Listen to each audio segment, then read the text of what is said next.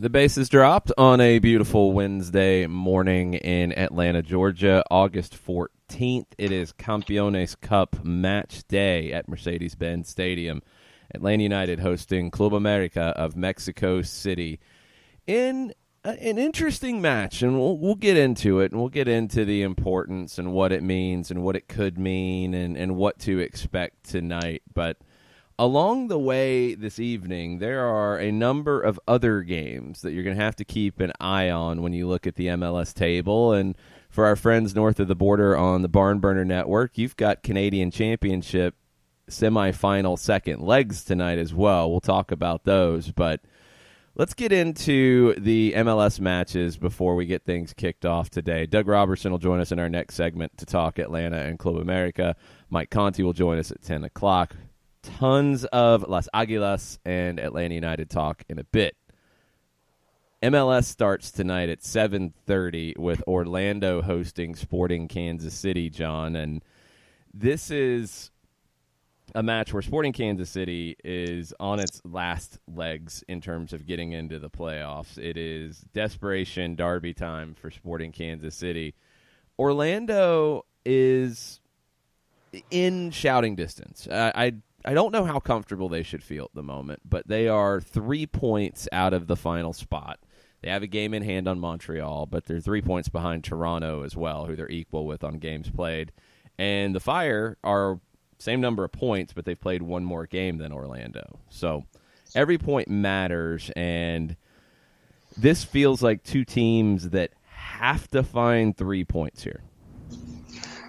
Juice box purveyors, courtesy of our friends at Bet365, are not leaning in that direction and leaning less towards Sporting.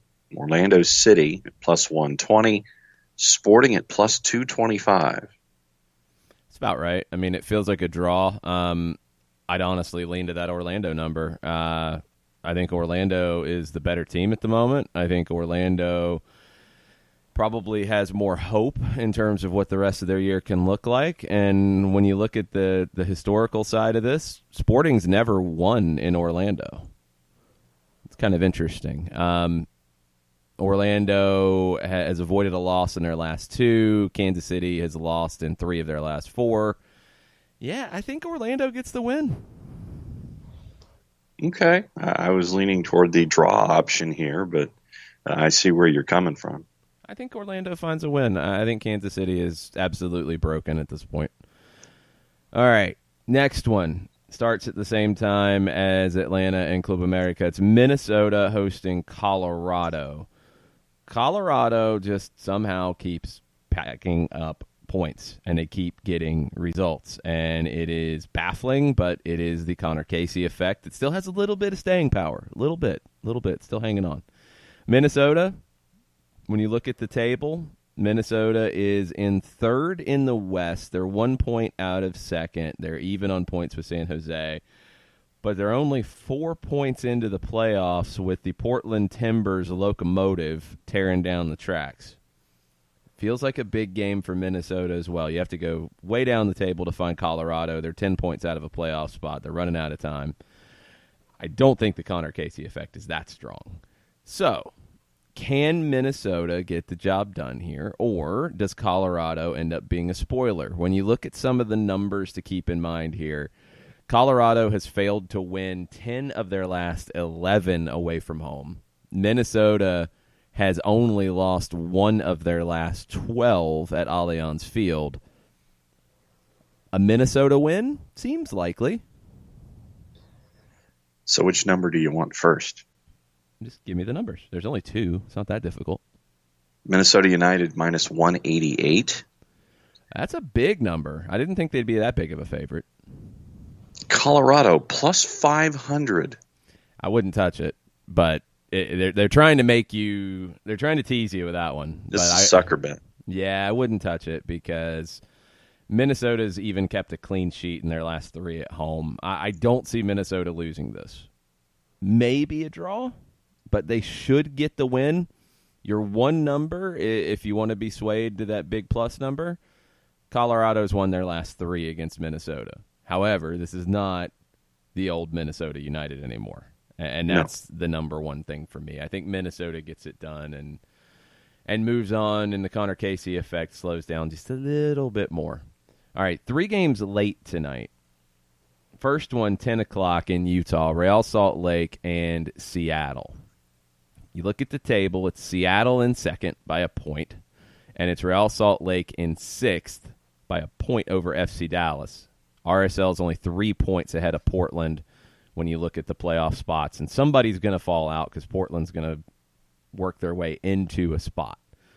So, home match for Salt Lake, they're 8-2-1. Seattle's 3-5-3 on the road. I am really leaning hard to RSL, but I am not sold by RSL. RSL minus 106. That feels Seattle right. at plus 250. That's an underdog number that, I mean, I can easily see Seattle winning it because they're a good squad here. But I think RSL gets it done. I do. The number from the series that jumps out to me is RSL have won 7 of their last 8 at home over Seattle. Pretty good results at Rio Tinto. And RSL have won 6 of their last 7 at home. They're really difficult at home. I don't think it's as strong of an effect against a team like Seattle as it is against an NYC, where Dome Toronto talked about how much it drained them and how difficult it was. I think RSL wins it. I do. It's a different kind of new coach bounce, but I think they are going to get some of that. So RSL gets the win here, in my opinion, and then we start having some questions about Seattle, don't we? Yeah, and if RSL gets the Duke here, and this it's almost inverted, where usually the questions on Seattle are early on, and then they come on like gangbusters in the business end. And if this ends up going with RSL tonight, then you're sitting there and saying, okay, Seattle is spinning their wheels at the wrong time of the schedule, and with the West being as crowded as it is, you know, you can't. This is going to be one of the most fun staring contests if you're an Eastern Conference watcher that I think we've seen in quite some time, because of just how abjectly crazy the West is going to be, and every match is going to be important, and even more so. And this I think is one of those that you're going to sit there and hang your hat on if Seattle doesn't do anything. And this might be that one you sit there and you go, okay, this is where things went one direction or the other for them. No, they've been going in that direction. Seattle's only won 3 of their last 6. That's what I keep coming back to when you talk Sounders is, yeah, they're really good. They're really good. They're really good. Well, they've only won 3 of their last 6, and they've only won 1 of their last 4. I don't think this is the marker. That's the problem, is where is the marker? It's further back down the road. They haven't been dominant in a while now. And that number 2 spot in the West is completely up for grabs. If Minnesota takes care of business tonight and Seattle slips up, well, then Minnesota's in the number 2 spot. A couple teams that are trying to battle into that number 2 spot, LA Galaxy and FC Dallas. Galaxy are 5th, 37 points, even with RSL. They have 1 more win. That's why they're in 5th ahead of RSL 6. Dallas is in 7th, 2 points ahead of Portland, 1 point behind the Galaxy. Dallas is a weird side in that they had that slip up in the middle where they had a lot of players away to the U20 World Cup. They're getting everybody back. They're starting to figure it out. They've won 3 of their last 6, not dominant. They've lost 2 of those. LA Galaxy have lost 3 in a row, and they've won 2 of their last 6. This, in my mind, and it's tough because they've just added Christian Pavone, and that should make them a much, much better team. But this feels like a little bit of a do or die for the Galaxy. They're not going to be dead if they lose it, but they are at home. They should get 3 points here. I don't know if they do. I think Dallas actually is the team I'd be looking at on this one. Yeah, I'm looking at Dallas at the very least as a draw. Galaxy at minus 118, FC Dallas at plus 300. Yeah, that's a good plus 300 number. Dallas have won their last 5 matches against the Galaxy in all competitions. Galaxy have been losing at halftime in their last 3, which is a little bit of a surprising number when you look at this team. They didn't look that great in D.C. They had a bunch of shots, but not all that many on goal. Bill Hamid had the huge save on Zlatan and his only shot on goal out of 14. The Galaxy have been giving up a lot of goals, and Dallas has been scoring goals. That's kind of a bad combination for the Galaxy. If the Galaxy get a win here and Pavone plays well, okay, then we're talking very differently about the LA Galaxy. If they don't, and Dallas comes into their house and takes 3 points, I'm going to be very interested to see what people are saying about the LA Galaxy tomorrow morning. Because if that happens, I mean, let's play it out here for a second. If RSL gets the win that I'm expecting, that would move them to 40 points. If Dallas gets the win, it'd move them to 39.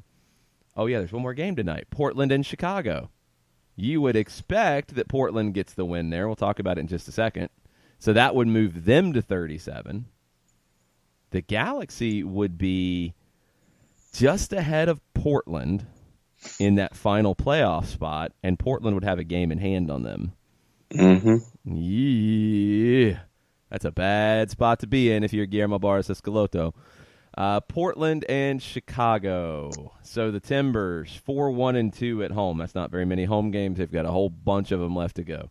Chicago, 1-8-3 on the road. Chicago is coming off of a back-to-back couple of wins and a draw. They're unbeaten in 3. That's a big deal for the Chicago Fire. They've added some veterans, some guys who would be able to handle this type of match, but is it enough? I'm going to assume the Juicebox purveyors don't think it is. And neither do I. Portland at minus 138, the Fire at plus 375. That's not as big of a underdog as I thought it would be. I thought it'd actually be more than that. Portland are undefeated in their last 6 at home. I don't see Chicago giving them enough here. I think Portland gets the win, and if you're an Atlanta United fan, you are hoping that Chicago makes Portland work for it at least, because Portland will be hosting Atlanta on Sunday. So maybe a red card, maybe just a lot of physical exertion. Mabiala kind of has one of his moments.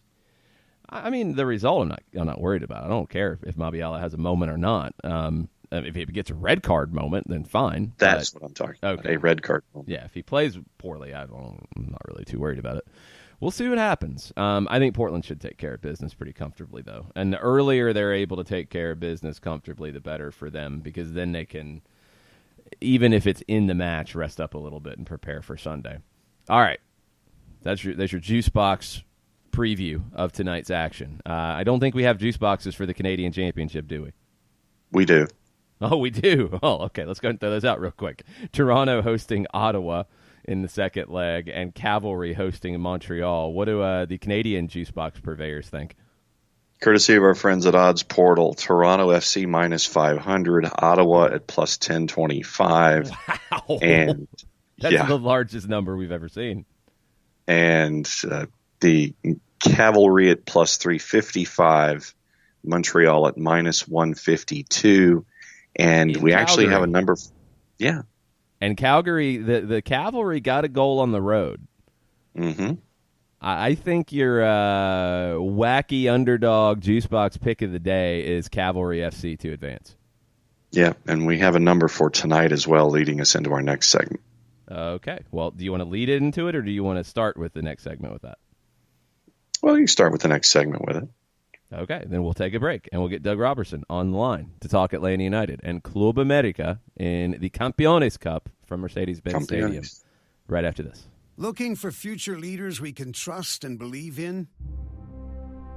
Look no further than the high school student athletes right here in Georgia. High school sports teach young people how to be effective leaders. It begins by making their grades and being on time for practice.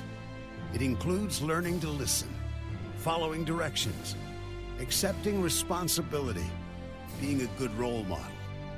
And it's about respect for officials, opponents, the rules, and each other. The result? It transcends sports. It gives us hope for the future. High school sports. There's so much more than just a game. This message presented by the Georgia High School Association and the Georgia Athletic Directors Association.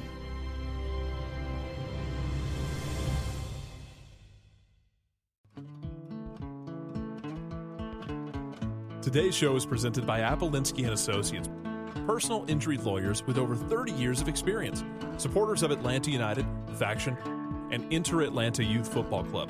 If you've been hurt in a wreck, contact Steve today at steve@aa-legal.com or call in 24/7 at 404-377-9191. The initial consultation is free. We know that every driver is different, and a one-size policy does not fit all. That's why Country Financial offers a variety of discounts, so you get the coverage you need and the savings you deserve. From good driver to good student, multi-policy to multi-car, we've got a discount to suit every driver. Call Jason Wright at 678-568-6871 today to see what you could save. On Facebook at Jason Wright Agency or by phone at 678-568-6871. Discounts vary by state. Policies issued by Country Mutual Insurance Company, Country Preferred Insurance Company, or Country Casualty Insurance Company, Bloomington, Illinois.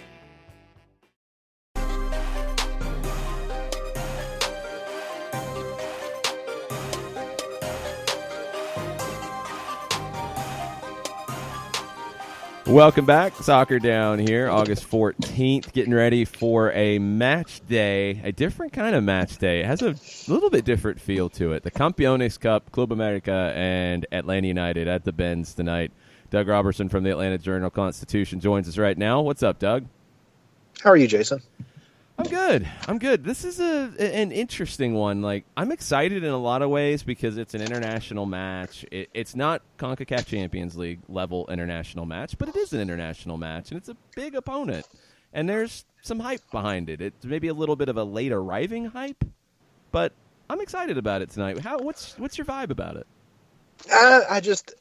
I'm covering the game because that is my job, and I'm a professional, and I enjoy soccer, and you know, it's going to be a fun atmosphere, but the actual importance of the game, I can't find it. I keep looking for it and thinking about it, and I just can't find it. And I wrote a little bit about it today. It's not a friendly, but it's not. No, like, it's not where's a friendly, the importance fit? It's a right. weird in between.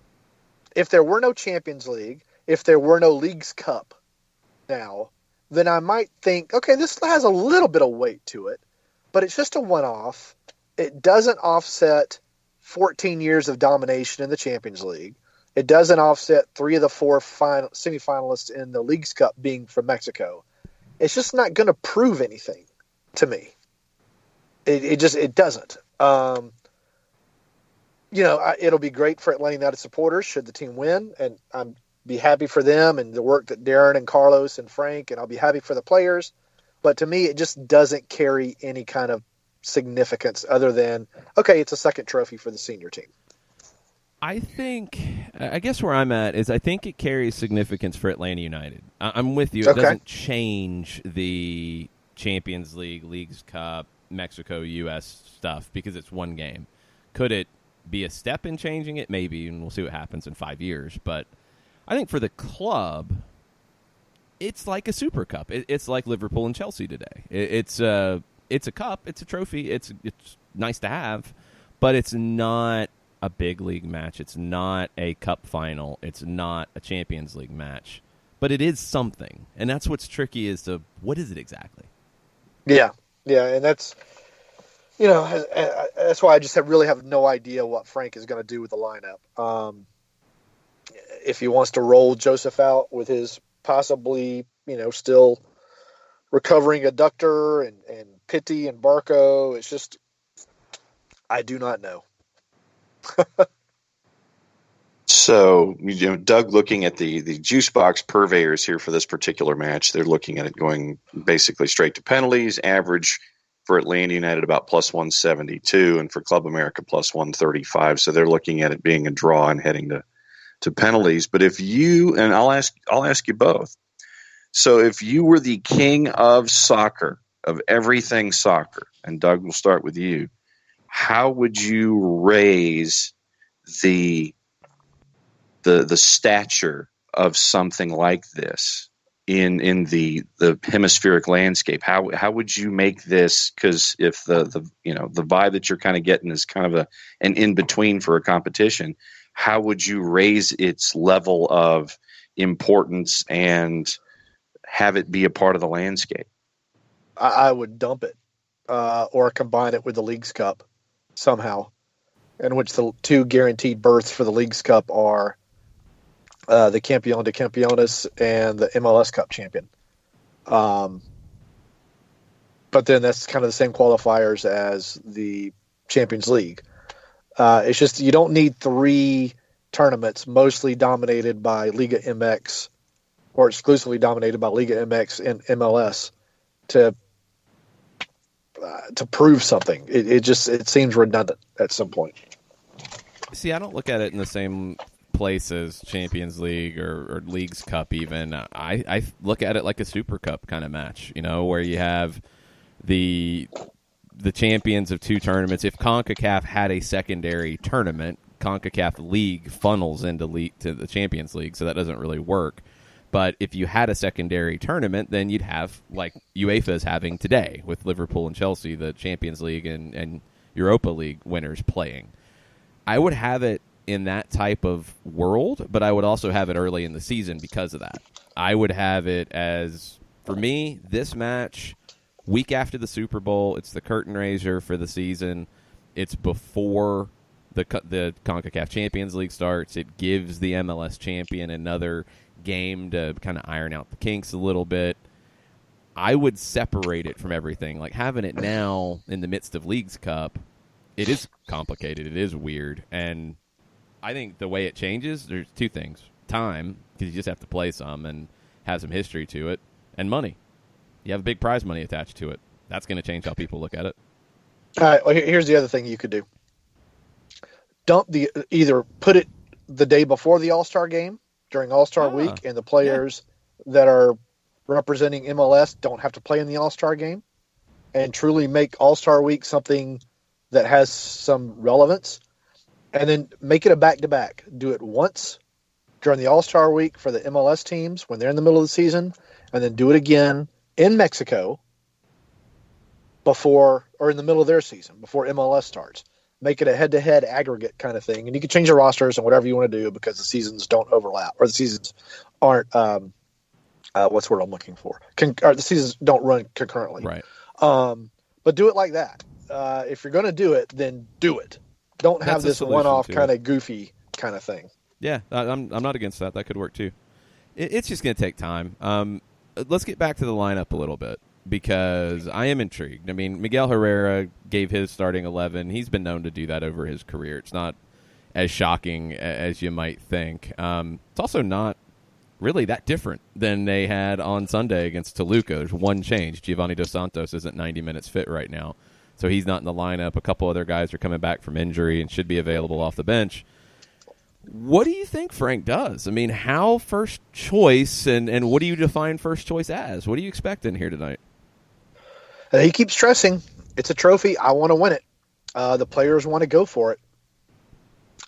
So, it wouldn't surprise me at all to see him run out the same lineup that he ran out last weekend. The strongest possible lineup he can put out. And it could be the first time all season, if Bello starts, that he can put out his very first choice 11. The first choice 11 we all thought we would see at the beginning of the season. Because they still have not been able to do that yet because of injuries and other things. And then at the same time as I put in my predicted 11, I could see him moving in Lorenowitz, moving in Parkhurst, moving in Pogba, just to give guys like Leandro and Franco, just a little bit of a mental break, a little bit of recovery with these 3 road trips upcoming that the team has. But, I mean, right now, even though I wrote differently, if I had to put money on it, because sometimes I do what I would do and not what Frank would do. I think Frank's going to roll out the strongest possible lineup he can roll out tonight. It is a trophy. Frank is dealing with some off-the-field distractions. He may want to put the focus back on the team by winning a trophy. And at the same time, the lineup, the 18 had some interesting names on it. When those names like a George Campbell's put out there, what was your initial reaction to see those off the beaten track names as a part of this list, knowing that your gut is that Frank wants to win a trophy, to have those other names in there? I don't think you'll see George Campbell play. I don't even think you'll see George Campbell in the 18.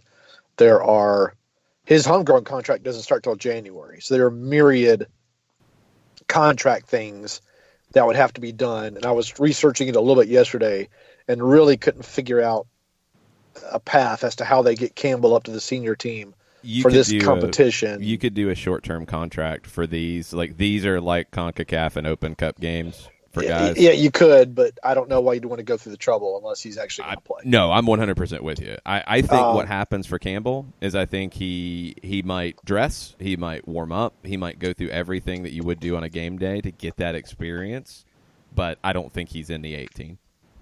Yeah, I agree with you. Be like the 19th guy. Yeah. I don't know how many players you're allowed to train to warm up on the field before a game. I got to think there's a rule about it. Remember when Justin Merrim arrived and his first day here, he dressed and warmed up but didn't suit up. He didn't. I think you could do 19 guys. Yeah, I think that's right. Or maybe 20 with the backup goalkeeper. I don't know. Something like that. I don't think you can roll out 30 guys, for example. No, I don't think so. That'd be weird. But yeah, I mean, I could see that with Campbell. I could also see them doing it with Kratz, with Bello, just to get them back into the field again, because it's been forever and a day. Yeah, Bello's one who I could maybe see factor in tonight, and I think the bigger question for me, and I believe Doug mentioned, or I believe you might have tweeted about it yesterday, Tito Villalba. I think he's going to play tonight, but how long? What does he have in him? 40 to 45 minutes is what Frank said. Okay. So I think you might see Joseph start, and then Joseph go to the bench, or Joseph play into the 50th minute, and then you bring Tito on, because they don't want to bring Tito on at halftime. And if Tito runs out of gas, you're having to make a sub for a sub. And that's I think the last thing Frank would want to have to do. That's why I would flip it. If he's that close to 45, I would start Tito. And hopefully, if he can get to halftime, great. Then you just make the sub at halftime, bring on Joseph there. If not, then you go ahead and make the sub beforehand, but to split the minutes between the two of them. Yeah, that makes sense too. Be interesting. And that was what I was going to ask, is if you start him and run him for 45 and then flip him, as opposed to have him come on in the 50th or something like that. That was what I was going to ask about. Yeah. That's a pretty big ask of Tito. Yeah. That's the hard part about it. Yeah, he came off the bench and played 2 games ago for, 15 minutes or so. And to come in and play Club America, which, is a very, very solid team. Tito starting a game against a team with fresh legs, I don't think is the best use of him. That's why I think the second half would be a much better use. When Club America's legs might be a little tired, Tito's won't be, and he can get into the spaces behind the lines. Yeah, I think in general I'm with you. If he can give you 40 to 45 and you're worried about that and you're not sure 100%, then I'd bring him on at 60 minutes. If you're going to bring him in late, bring him on at 60. Say, give me 30. You should be able to finish 30 where you are right now, and let's do it. I think that would probably be the best route. Yep. All right, so we'll talk about Portland on Friday and look ahead to that. What, as you look back at the NYC win on Sunday, what kind of are you taking away from that win? Well, as we talked about on the Southern Fried Soccer podcast after the game, Atlanta United is more closely resembling now the team that we saw toward the end of last year, and particularly in the playoffs. They look confident. They're aggressive.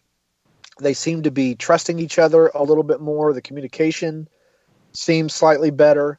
Somebody asked a question on Twitter of some of us if the defense first approach that Atlanta United took at the beginning of the season is leading to the results now. And I said I thought it was a bit of an overcorrection at the beginning of the season, and it's a totally understandable overcorrection. And now you're starting to see the needle kind of move back to what it probably maybe even could have been at the beginning of the season with a mix of defense and offense. So I was looking at box scores from earlier this year, a couple of days ago, and there were 2 of the first 5 games Atlanta United played, I think, they had 2 shots on goal the whole game. They had, twice as many as that against NYCFC on Sunday. It just shows, that's what I'm talking about with the overcorrection. It's the defense first, and now they've kind of figured out what they're doing and can go forward. I'm curious what they're going to do if teams start to figure out how to play against that 3-5-2. What is going to be the counter to that, or the 3-4-2-1, which is really what it is. What the counter is going to be to that. We've had a couple of coaching moves since we last talked. Wilmer Cabrera and Mike Petke. Doug, what do you think about what happened in Houston and in Salt Lake? Not a surprise on Cabrera. I've written in the power poll, I think the past 2 weeks, goodbye Wilmer Cabrera, as my only comment on Houston. Just a guy that I think has undercoached a team that I think has talent. When you have guys as fast as Houston's and you can't figure out how to take advantage of them, that's coaching to me. That's not on the players. So they need to find somebody that can figure that out. Mike Petke, I've never really rated that much as a coach. I thought that team has also had some talent to it and has underperformed. I know they beat LAFC in the playoffs last year, and that's good for them. But I think they can do better than Mike Petke, who strikes me as more of a USL level type coach. Probably even better as an analyst than a coach at this point. We always appreciate someone with some honesty, and hopefully he'll have his anger issues resolved. So that doesn't surprise me either. Colorado better lock up Connor Casey if they want him, because if I'm Houston, I would look at Casey. I mean, look at what he's done. He's kept it simple and gotten results and figured out how to use the talent that he has. And that's what Houston needs. Those are two teams. The interesting question like is the next to go now. Yeah. Who's the next to go? You want to make a prediction? Yeah, I was going to say. I'm looking down south. Yeah, I would agree. I think if they don't get into the postseason, that it might be that time. And then next up behind him, and this will sound odd, Porter in Columbus. I know they're 5 games unbeaten now, but they had that just horrible, horrible run. Yeah, I think they're going to have some patience with him. I think he's there for a longer haul. Maybe he's turned it around. I don't know. I think he's going to end up being okay. I think they'll do okay. But I'm with you. I don't know. It's similar to the run in Portland, though. Could be. Started off well, then went into the toilet. What about Vanny? That's the one that I'm really thinking too, and I think it's the same thing with Orlando. I think if Toronto and Orlando miss the playoffs, I think both could be looking for new managers going into next year. The only thing for Vanny for me is I don't rate Toronto's talent nearly as highly as everybody else does. I think they have Altidore, who unfortunately you just can't count on his consistency, and they have Pizzuelo, and then everyone else is vastly overrated on that team. Velko. Yeah. No, well, I think he's walking regardless. But so that's with Vandy. And, people are pointing at Vermees, and that would be a stunning thing to me if Vermees is fired. That would be a horrible decision. Yeah. Horrible decision. I agree with you on that. It's going to be interesting because I think the pressure's ratcheted up. Everybody yells about pro-rel and you don't have relegation, so there's no pressure in MLS. Well, you're seeing more coaching moves happen faster than we've ever seen. And to me, that's because owners have bigger expectations, fans have bigger expectations, players have bigger expectations now. And more money's being spent on players. Exactly. So when that happens, the pressure goes up. More on the line. It's going to be interesting to see this offseason. I think it is a truly, potentially transformative offseason for Major League Soccer with the CBA, with a lot of moves. It's going to be an interesting one. Now, following up on that, though, if we have 2 seconds. Yeah. Yes. Jason, who do you think is going to be the next coach from Argentina or Mexico to come to MLS and possibly fill one of these slots? Well, honestly, and I've thought it for a while, a guy like Miguel Herrera, I think could end up in MLS here at some point, for sure. I think he'd be great fun for this league. I think he'd be a lot of fun as long as he doesn't, punch reporters. So, Doug, That is true. we're looking out for you. That did What about happen once Mexico's with him. former coach? Osorio? Yeah, I know he has an up and down reputation in Major League Soccer. Yeah. I like been here him as a before, coach. and I thought he didn't did really great light things it in on Mexico. fire. I thought he But did. I thought he did MLS well. was a much It was. different It was. league, and he's a much different manager, I think, now. See, what I'm intrigued by is the next generation. I think your Herreras, your Osorios, your older guys would be interested in coming here, especially to the bigger clubs. I'm looking at a guy like Sebastian Becasese, who had a great season at Defensa Justicia, and now is at Independiente. He's moved up a level in Argentina. If it doesn't go well there, would he be tempted to come here and pull like an Almeida type of move, where you come here, raise your profile, and then go get a mega club in South America? I'm intrigued by that. I think Sampaoli is another one that I wouldn't rule it out if that happened at some point. So I don't know. They're going to have to beat out either Alan Pardew or David Moyes. That's going to be a tough ask.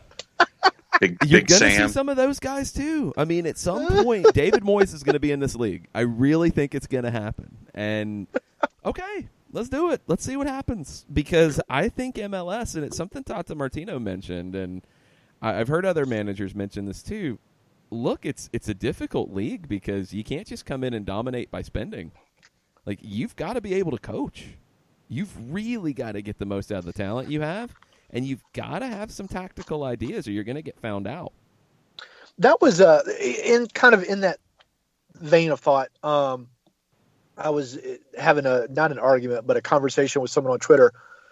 They were slamming MLS for not having pro-rel and how they thought that it affects the output and the effort of the players, the motivation of the players compared to pro-rel. And I said I don't like the playoffs. I'm not a big fan of playoffs, particularly after such a long season. But what you need to consider is in pro-rel, in the Premier League, for example, of the 6 teams, which 4 are going to challenge for a title. Of the bottom 3 teams, probably the 5 or 6 that are likely to get relegated. Okay? So those middle teams have different motivations.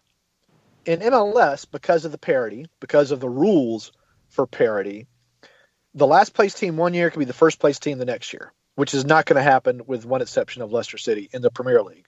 So these teams have to fight tooth and nail most games to make the playoffs. And if they don't make the playoffs, they could wind up in the USL, these players. Mm-hmm. And they're already mostly underpaid. They're going to get really underpaid if they go to USL. So the motivations between MLS and not having pro-rel and the Premier League having pro-rel, to me, aren't as dissimilar as I think a lot of people think. And that goes to the coaching. Because of the parity, you have to know what you're doing. You have to know how to get the most out of your talent, hence Wilmer Cabrera's firing, if you want to try to get one of those 7 spots in your conference for the playoffs. I'm with you. I've said that for a long time, and I think the Premier League is more balanced than most in Europe. You can go ahead very much so. Yeah, you can put the trophy in Munich. You can put the trophy at Juventus's headquarters. You can put the trophy in Paris's headquarters. Yeah. In Spain, you've got 3 teams that could win it. It's just okay. There's not even England is getting to where it feels like a top 2 in the next 4, and it's not even the old days of the big 4. So it's just in this league and in leagues in this hemisphere, honestly, because Mexico has playoffs, which creates some level of parity and some chaos. Argentina has shorter seasons and cups that you get lots of different winners and things bouncing around. it's a more interesting competition in my mind because you don't know who's going to win it. Even LAFC right now, as good as they've been, I'm not completely odds on that they're going to win it because they have to prove it in the postseason, and it adds I'm not a either. level of chaos. No, people mistake to me pro rel as a sole determinant of the quality of the soccer. Yeah, compared to the playoff structure, and it is a factor, but it is not the factor, and nor do I think it's the defining factor. If MLS took the financial restraints off and still had all the money and still had playoffs, the soccer would be better, not because of the playoffs, but because they could buy the better players. exactly. That's the difference. Exactly. I mean, difference, Mexico has both. Mexico has playoffs. Mexico has promotion relegation, even if it's a little bit of a joke, because there's just not many clubs that can actually get promoted, and licenses get bought and things get weird. We could do a whole show about that, but I know you have some things to do before you head down to the Bend, so we got to get a prediction out of you. Tonight, Campeones Cup, what happens?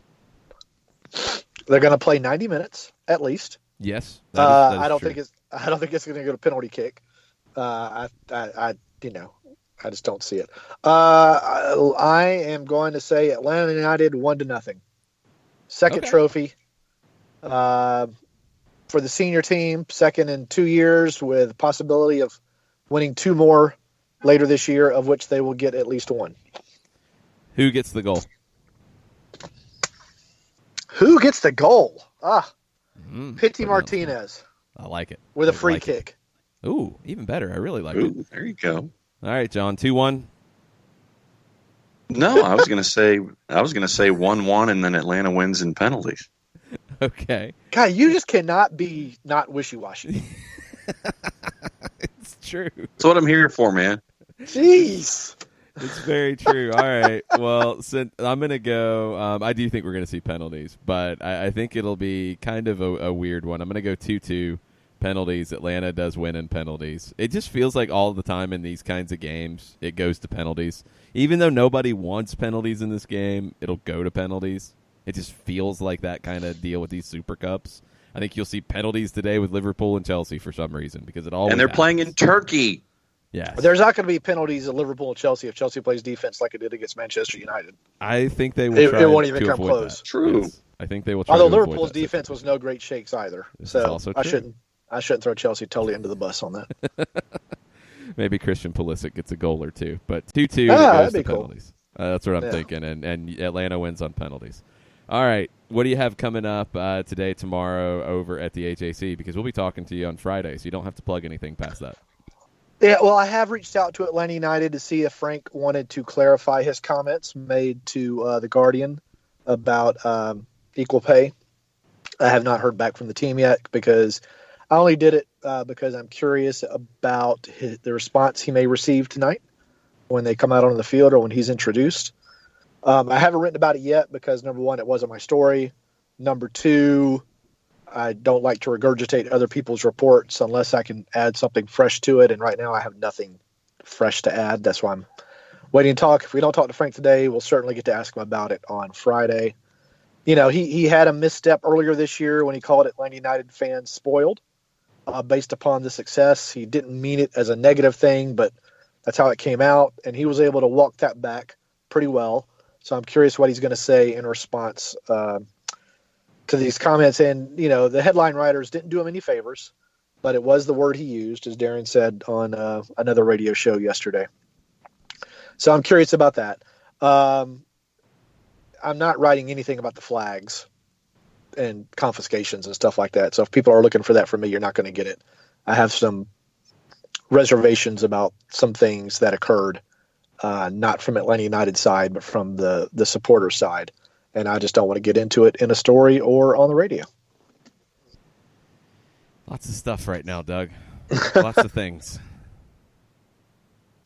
So there you go. All the things. All the things. All right. Well, we'll be talking to you on Friday. And Southern Fried Soccer, do we do Southern Fried Soccer after a Campeones Cup? Okay. If you're going to be up in the press box, we will. I am. We're doing pre- and post-game coverage on 92.9, just like we always do. So, yep. All right. Well, I'll see you up there tonight, then, buddy. All right. Cool. Thanks, Doug. Okay. Bye-bye. Let's take a quick break. We'll come back, get into the Wall Pass Wednesday timeline right after this. A ranger station. I'd like to report a bear hug. Okay. I put out my campfire and Smokey Bear hugged me. So you drowned the fire, you stirred it, drowned it again, and felt that it was cold? Uh-huh. Yeah, he's just letting you know you did good. Bear hug from Smokey Bear. Status update. I'm gonna let you go now. There are many ways to start a fire, but one sure way to put it out. Learn how you can do your part at SmokeyBear.com. Sponsored by the U.S. Forest Service, Ad Council, and your state forester. As a business owner, you know that every year brings new challenges and opportunities. The success of your business demands expertise and focus. And Country Financial can help you keep that focus by helping ensure you have the right insurance protection in place to meet your goals. Jason Wright can help you create a customized insurance plan that has coverages designed just for your business. Give Jason a call at 678-568-6871 or reach him on Facebook at Jason Wright Agency. Coverages vary by state. Policies issued by Country Mutual Insurance Company, Bloomington, Illinois. This is what matters. This is beyond X's and O's. This is the difference mutual respect makes. This is what character looks like. This is what defines us in Georgia. This is sportsmanship. School sports. It's not the outcome that matters most, but the way the games are played.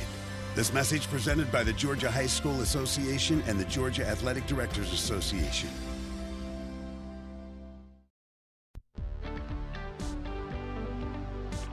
If you've been hurt in a car wreck, contact my friend Steve Apolinsky of Apolinsky and Associates. He's been representing individuals for over 30 years throughout Georgia and Alabama. Email him at steve@aa-legal.com or call him 24/7 at 404-377-9191. The initial consultation is free.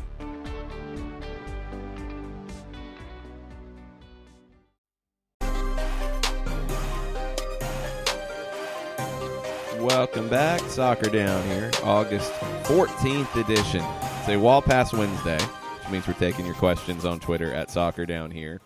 It is a match day Wednesday, which means we'll be talking to Mike Conti here in just a bit on 92.9 The Game to get his thoughts about tonight's match with Club America. All kinds of stuff and lots of things to talk about. So what are the peeps asking about? Hugh Leonard has been wanting to ask this one for a while. Okay. How do you see the hierarchy of Atlanta United captains? Instagram post from the Fan TV account speculated Joseph could be a captain in waiting. Hashtag Wallpass Wednesday. I wonder about Joseph as a captain. I don't think he needs it. I don't think he has to have the captain's armband. I don't think it would be a bad thing. I think he's a leader, absolutely. I think regardless if he's got the armband or not, he's a leader in this team, and he's one who sets the tone. Hierarchy, I mean, right now, I think from what we've seen at this point in the season, Michael Parkhurst is your captain. Jeff Lorenowitz is next. Brad Kazan is next. Beyond that, I don't know. And I wonder if, going forward, if Parkhurst is not a regular player next year in this team. I think this year coming in, it was expected he would play more. You're not going to take the armband off of him. But if that changes next year, okay, who would get it? Because I think Jeff is kind of in the same situation. Would it be a Leandro Gonzalez-Perez, who we've talked about before? Yeah, it's possible. Could Joseph be in that mix? Possible. I don't know if he wants it. I don't know if he really cares about the armband as much. I think he's going to be himself and be a leader no matter what. I've always said I'm not a giant fan of goalkeepers as captain, and maybe it's just because of the old school mentality of the captain speaking to the referee and you want him on the field and closer and all of that. But sometimes it's the best play. I'm not a giant fan of it, so I would want somebody on the field. If it's not LGP, Joseph makes some sense. What do you think? I mean, for me, I'm trying to think of individuals who will go to an official and have zero issue as a part of their makeup, go up and talk to the center ref. We've seen LGP do that. I think Joseph wants to focus on football.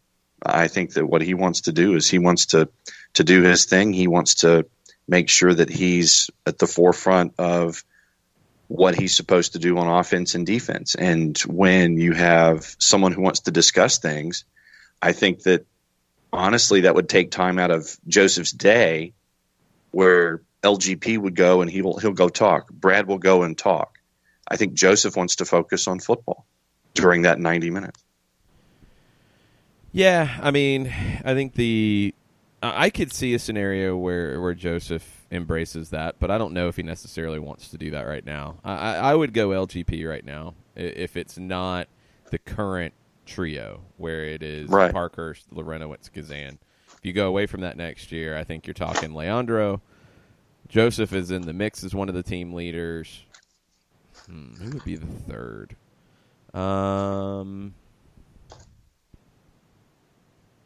That's an interesting one because I don't know who it would be.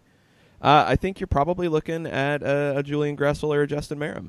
I think those are your next guys in line. And Merrim hasn't been here that long, but you can see that Merrim has a big presence with this group already. Yeah, it's the carriage, I guess, is the right word that I was looking for. How you're carrying yourself out there. Yeah, I think those two guys would be the next ones in line.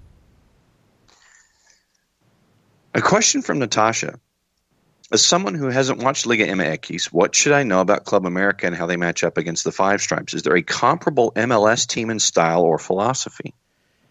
Not exactly, because Liga MX is just a little different. You have a lot of teams that play 4-2-3-1 or 4-4-2.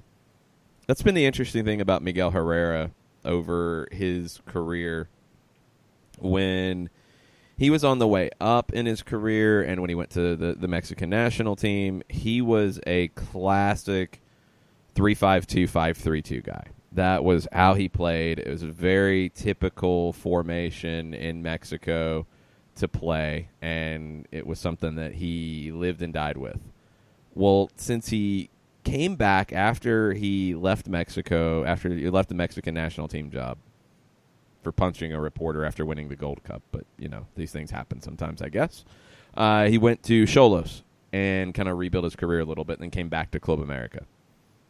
He's played far more 4-4-2 than we'd ever seen, and I'm curious how it looks tonight because it looked a lot like a 4-2-3-1 on Sunday against Toluca, and mainly because Giovanni Dos Santos is going to drop in behind the striker most of the time, so he's going to drop into that midfield hole. Tonight, he's replaced Giovanni Dos Santos, at least according to the 11 that he gave yesterday, and you don't really have any reason to think that he was lying about that or gamesmanship. He's added another forward in Henry Martin, so I think it's going to look more like a 4-4-2, a little bit of an empty bucket with Guido Rodriguez and Sebastian Cordova as your two central midfielders. Cordova is a player who can push forward and fill that gap a little bit. Rodriguez is one of the best holding midfielders in Mexico, maybe one of the better holding midfielders in this hemisphere. He's played for Argentina's national team, was at the Copa America this summer. Really top-notch number 6. I'm curious to see how it looks tonight in the middle. I think out wide, you're wanting to get their two wingers who are both excellent, Renato Ibarra and Andres Ibargüen. You want to get them pushed up very high. It feels like it could be a bit of the old school Bob Bradley empty bucket 4-4-2 that we saw in the 2010 World Cup, where you had Michael Bradley, Ricardo Clark, holding, sitting deeper. Bradley was the one who was filling that gap at times, but your creativity came from out wide with Landon Donovan out wide sometimes, Clint Dempsey out wide sometimes, not providing true width like an old school winger, but your creative players out wide cutting inside to combine with the forwards. You're going to see some of that with Ibarra and Ibargüen tonight. There's not really a direct comparison to an MLS team that plays in this way.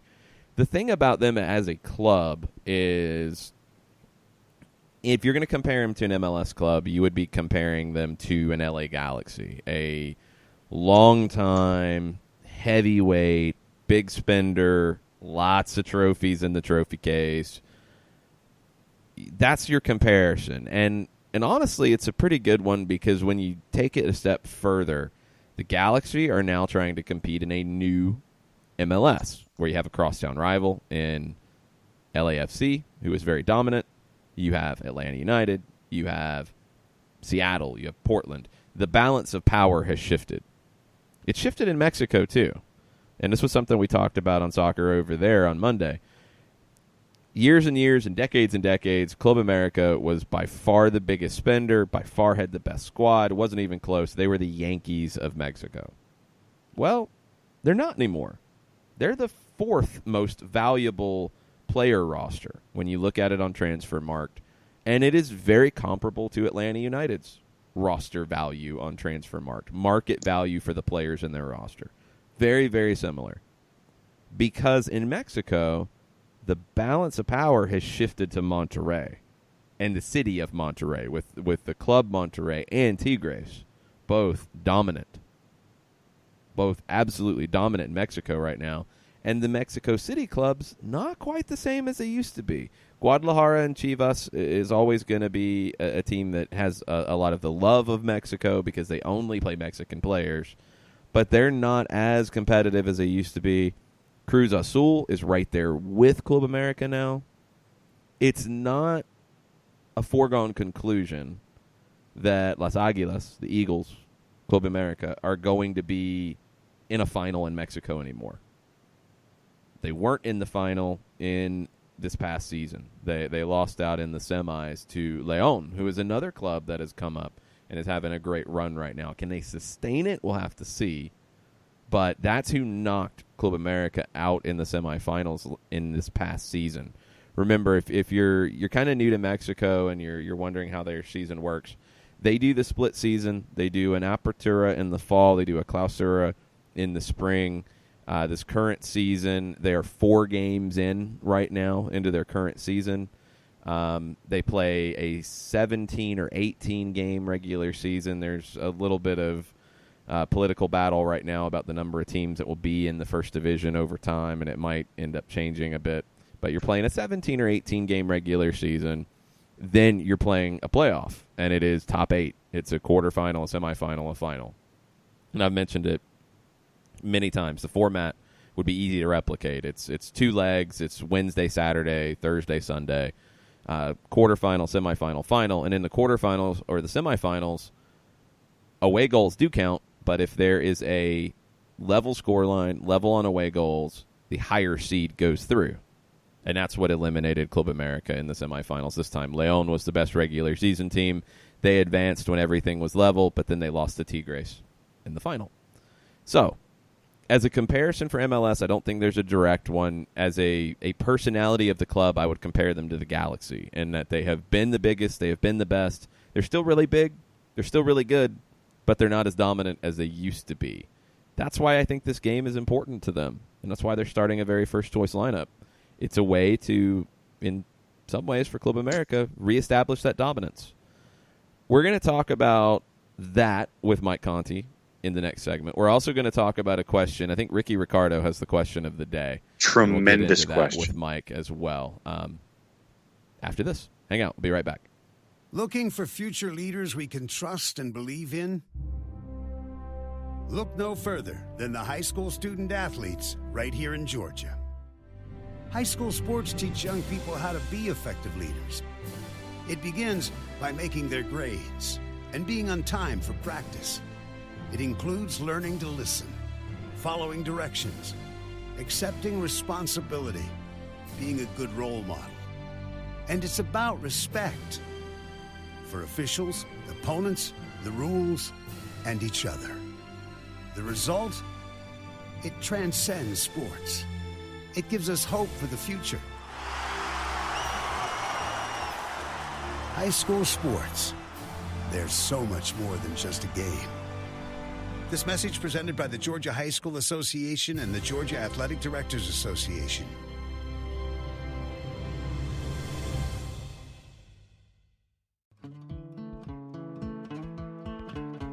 Today's show is presented by Appolinsky & Associates, personal injury lawyers with over 30 years of experience, supporters of Atlanta United, Faction, and Inter-Atlanta Youth Football Club. If you've been hurt in a wreck, contact Steve today at steve@aa-legal.com or call in 24/7 at 404-377-9191. The initial consultation is free. We know that every driver is different, and a one-size policy does not fit all. That's why Country Financial offers a variety of discounts, so you get the coverage you need and the savings you deserve. From good driver to good student, multi-policy to multi-car, we've got a discount to suit every driver. Call Jason Wright at 678-568-6871 today to see what you could save. On Facebook at Jason Wright Agency or by phone at 678-568-6871. Discounts vary by state. Policies issued by Country Mutual Insurance Company, Country Preferred Insurance Company, or Country Casualty Insurance Company, Bloomington, Illinois. You're listening to Soccer Down Here daily on SDH Networks, a division of OSG Sports. Find us at Soccer Down Here on Facebook and Twitter. The time is now the top of the hour. Peep, y'all.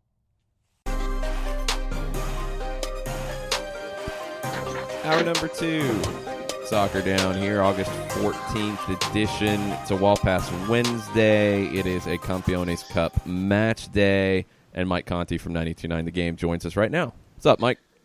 What's going on, guys? I'm really excited for tonight. Really, really excited. This feels like a lot more to me than just a typical Wednesday night league match, and it feels way, way more significant to me than a typical friendly. So I'm really pumped. Yeah, it's been an interesting one because I didn't really know how I'd feel about it, like coming into it, because it's new. It's year 2 of this, and you know, it's not like a cup final that you've been through the competition. It's not CONCACAF Champions League. But it is bigger than just your average match. And the closer we get to it, the more excited I am about it. Yeah, and I think, look, I don't know if Miguel Herrera was just getting into some gamesmanship and put out a false lineup yesterday. Oh, I don't know. No, that's his lineup. Well, he's done this for years in his career. It's very common. Well, then, I mean, there you go. They're playing first choice, save for maybe 1 or 2 guys. I mean, all but 3 of those players that he listed yesterday have started in all 4 of their Apertura matches this year. So that's about as first choice as they could possibly go. No Dos Santos, at least not in the starting lineup. No Memo Ochoa. He's still in Mexico City. But that's a pretty strong statement by Club America as far as how they feel about this match. And one thing that really stood out to me from the coverage yesterday when they had the training at Mercedes-Benz Stadium, you know, this is a team that plays their home matches in the Azteca, which is one of the most famous and intimidating soccer venues in the world, a venue that's hosted 2 World Cup finals. And when Herrera's going in there and saying that the Benz is the greatest stadium in the world and their players are visibly in awe of the setting and the surroundings as they're working out there yesterday, I think that really kind of drives home what we already know, most of us, that we're very, very fortunate here in Atlanta to have this and have what Arthur Blank has constructed. But I also think Club America is coming into this, and without directly saying it, I just get the impression that they feel like they're defending the honor of their league a little bit. And that's why they're going so strong in this match tonight. And I'll be very, very curious to see what Atlanta United's response is to that, because Atlanta United has been extremely good at home this year, even against Monterrey when they had a Liga MX team here in March when Atlanta United was not playing nearly as well as they're playing now.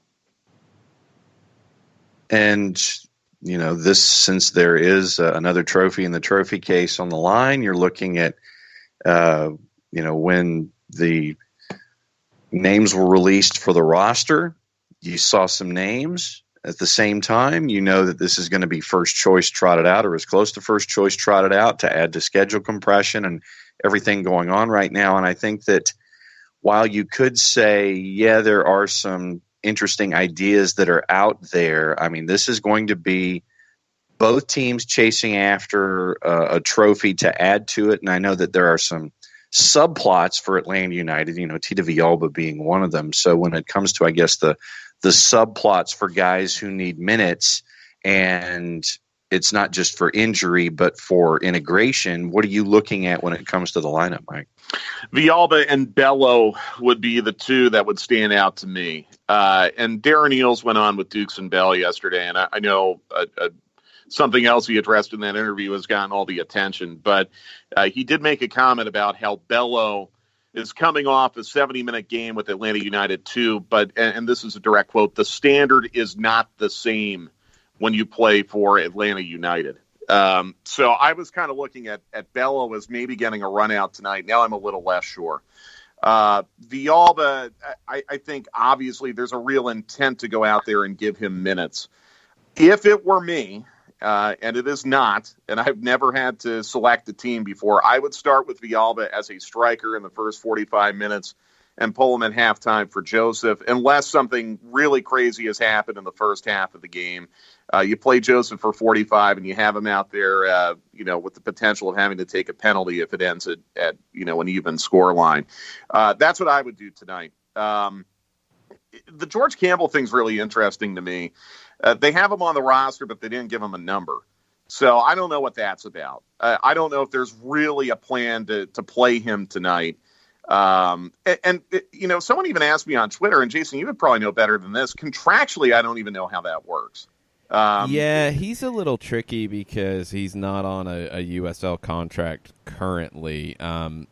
They did this, though, with Lagos Kunga in the Open Cup in 2017 when they had a bunch of injuries, and Lagos was in the same situation. They had already announced that he was signing a homegrown deal, but it was going to take effect the following season.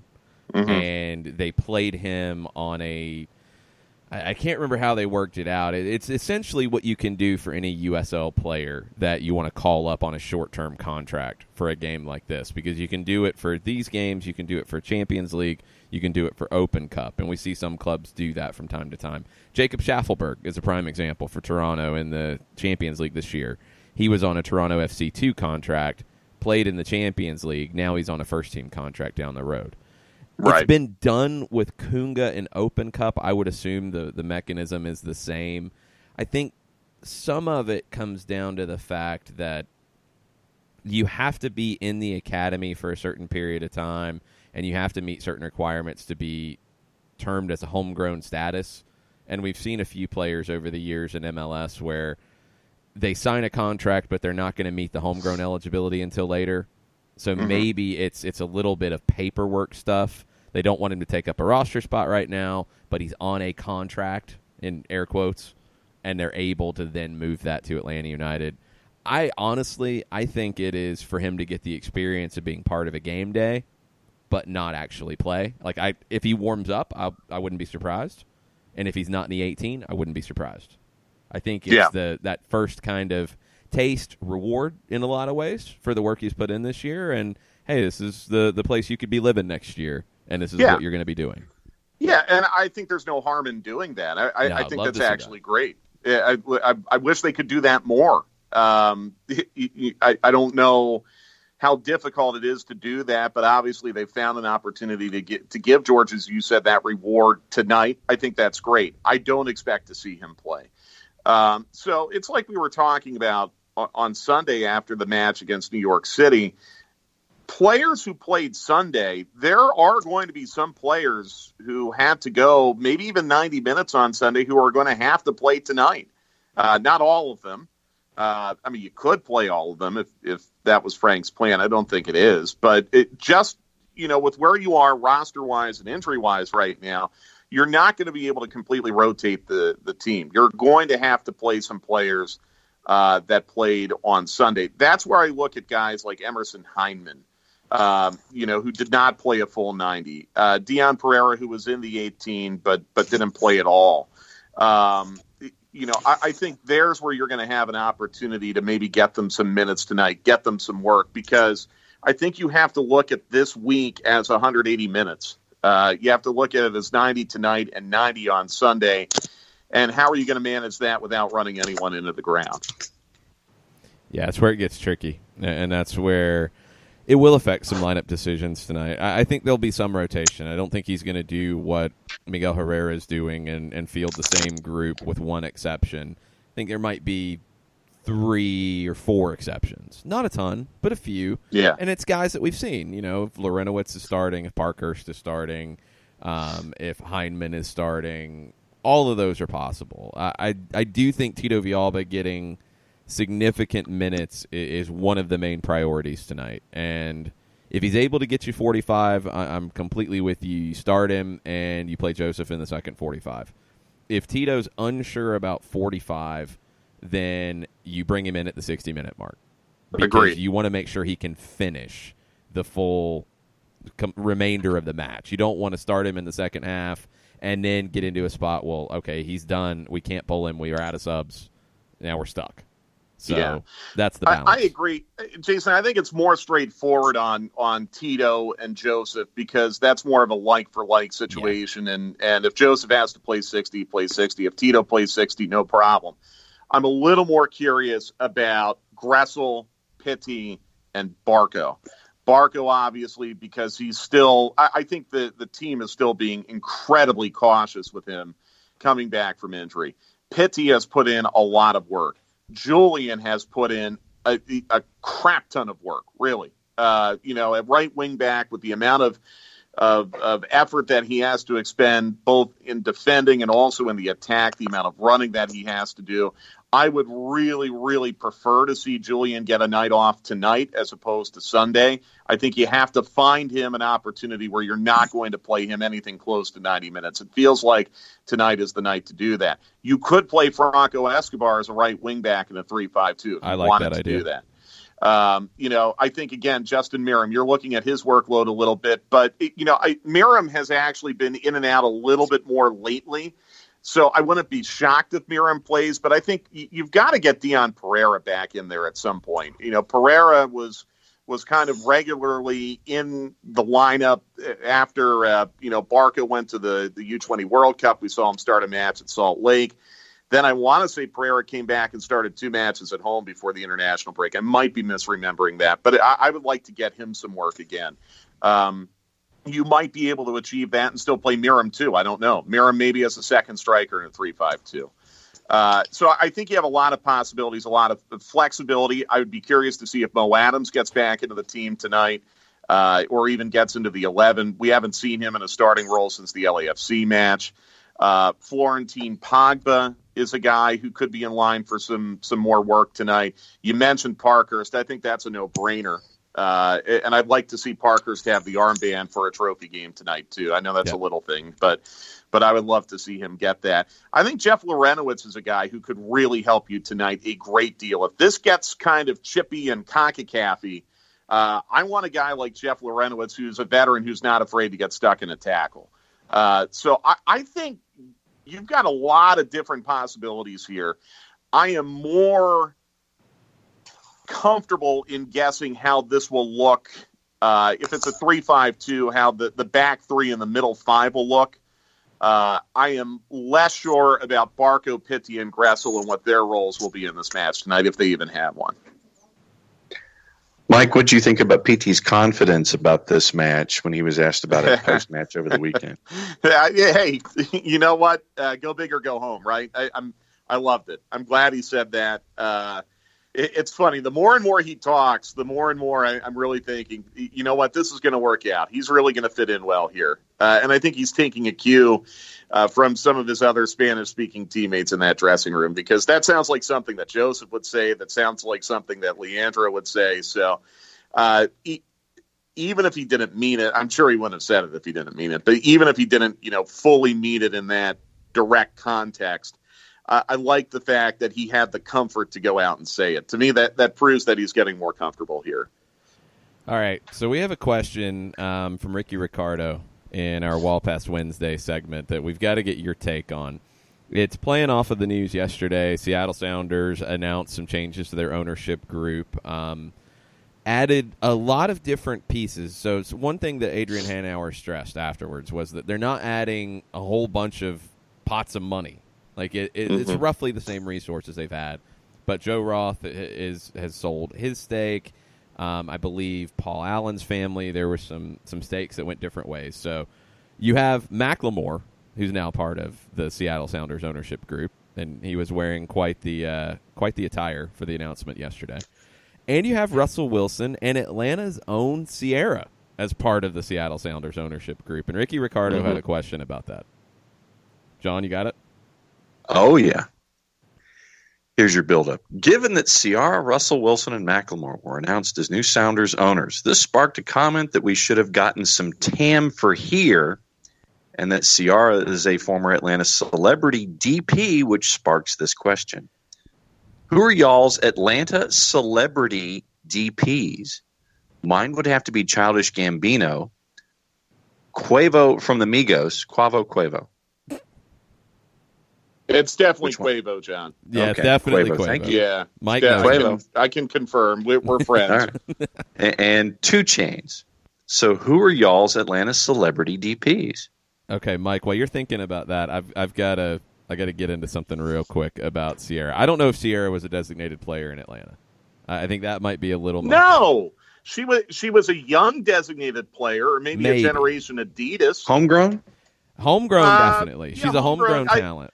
Ciara was generation Adidas to me when she was in Atlanta because she was just kind of getting started. I will go homegrown, straight out of the Atlanta Academy, on her way up. Okay, so yeah, I think some rights would have to be paid by Seattle to Atlanta for that. I'm with that completely. But who would the 3 designated players be right now in Atlanta? Well, Tyler Atlanta Perry. is. I know this is not quite the way we're all thinking, but Atlanta is one of the very, very few American cities in which a living U.S. president lives.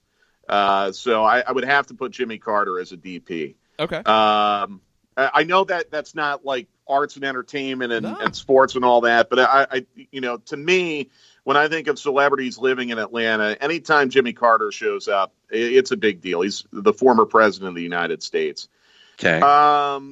Andrew Young?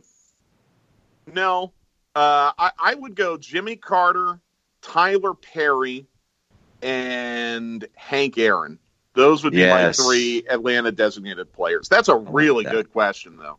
And I have no problem with Childish Gambino, Quavo, and 2 Chainz. No problem with that at all. I mean, Donald Glover right now is running Hollywood. A high TAM deal? Oh, at least. I mean, I don't even know if Garberbuck still exists now or not, but I mean, it would, yes, extremely high TAM. Like Christian Pavone negotiating. Yeah. You got to do some TAM gymnastics to make it work. No arguments with what Ricky submitted at all, but that's my 3: Tyler Perry, Jimmy Carter, and Hank Aaron. All right, John, who were your 3? No, I think Mike pretty much hit it because I thought, he introduced Jimmy Carter to the mix, and I'm like, Jimmy Carter, Tyler Perry. And I like the Hank Aaron one. I really do. I like that. So so I'm going to go with those 3. I will go with that because when I thought Tyler Perry, I thought that I was going to be out on an island, but then Mike mentioned Tyler Perry. So I will go with Carter, Perry, and Hank Aaron. All right, I'm definitely going to go with Hank Aaron. I think he's in that for sure. I'm going to go with Donald Glover as a designated player because I think he's earned that deal now. He had to work his way up. Maybe homegrown, I think. I think that would qualify here as a homegrown who then played his way into a designated player contract. I'm okay with that. And then it's tough because you've got so many different people that are so influential. Jimmy Carter's a really good one. I think somebody like Jeezy has to be in that conversation. Big Boy. Andre, I think, is kind of maybe retired off to the side. I don't know if he's still under contract right now. But Big Boy, Jeezy, T.I., all those guys are battling it out for this role. I would probably lean to Big Boy as that designated player. So Big Boy, Donald Glover, and Hank Aaron are my 3. I'm looking at Google. It's listing Kanye West is from Atlanta. He was born here. Yeah, that feels like a little bit of a reach to me. Chicago would have already given up something for his homegrown rights when he joined their academy. So yeah, we wouldn't be able to claim anything on that. Chicago would have already grabbed it. Usher would probably be considered. Now, do they have to be living? I think so. Okay. Yeah. Because if we're including anyone, then obviously Martin Luther King goes into that list. I mean, it really is a pretty amazing list when you think about it. Gladys Knight would be something you could absolutely throw on there. Yeah, that's a good call. I think Usher would have been the guy who would have been on designated player money in the early 2000s, but then he left and took a deal in another city. Right. Yeah. Well, I'm went to looking at Saudi Arabia. No, he went to he went to Cleveland. Isn't he part of the Cavaliers ownership group or something? Yes, he is. That's correct. Cleveland? Yeah, so he left us. Yeah, he split. Yeah. Oh, okay. But it really is kind of amazing. I mean, if you look at the list here, there's a lot of names I didn't realize. Like Nipsey Russell's from Atlanta. I had no idea. DeForest Kelly is from Atlanta. Yeah. Had no idea about that either. Travis Tritt would be someone. I know, a lot of people would probably feel strongly about him. So he had some allocation money back in the day. Yeah, in the day. Wow. It's an illustrious list. I mean, that's a fun debate. We're probably having a much more extensive debate about Atlanta designated players than they would be having in, say, Columbus or Cincinnati. Or Foxborough, Massachusetts. So then, Mike, did you see, since we've here's your other Wall Pass Wednesday question, did you see that the folks, speaking of Columbus, the university that is tied to that city is chasing after the trademark for the word "the"? Oh, God. Don't get me started. I mean, I can't comment objectively on that because I went to Penn State. And that was why I brought it up as a Big 10, 12, 14 question. Yeah, no. I'm not even going to touch that one. That's a really, really good question by Ricky Ricardo. Now, can I be the party pooper for a moment? Sure. I would prefer to see MLS go in the direction that the NBA has gone, where it is a minimum $25 million buy-in to be called an owner. I think you could get into a really sticky situation where you have all these fractional owners who have like 0.1% who have basically bought into the level of getting good season tickets, and then they can walk around and call themselves owners. And like LAFC. I think. Well, they got more than that. Yeah, they've got bigger stake in it than that. Here's the thing, though. How much of a stake do you think James Harden has in Houston Dynamo?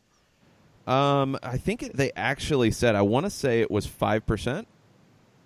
Oh, well, all right. Think it was 5%. More substantial than I expected. That's more substantial than I expected. But I want to be careful here. I think MLS is at the point where they don't need to be encouraging celebrities to buy in for a very small percentage just to say that a celebrity owns the team. There's got to be a baseline. I agree. Yeah. From a credibility standpoint, you just have to be really careful. I don't know what that number is when you start looking at the values and compare and find where it fits. But, yeah, I think there's a baseline that you need to be at a certain level to have that type of clout. I don't know. Because in the NBA, 5% stake for Harden. Yeah, in the NBA, it had gotten completely out of control. And you use Usher as the example, where, I mean, there were guys who bought courtside season tickets who were essentially calling themselves co-owners of the team.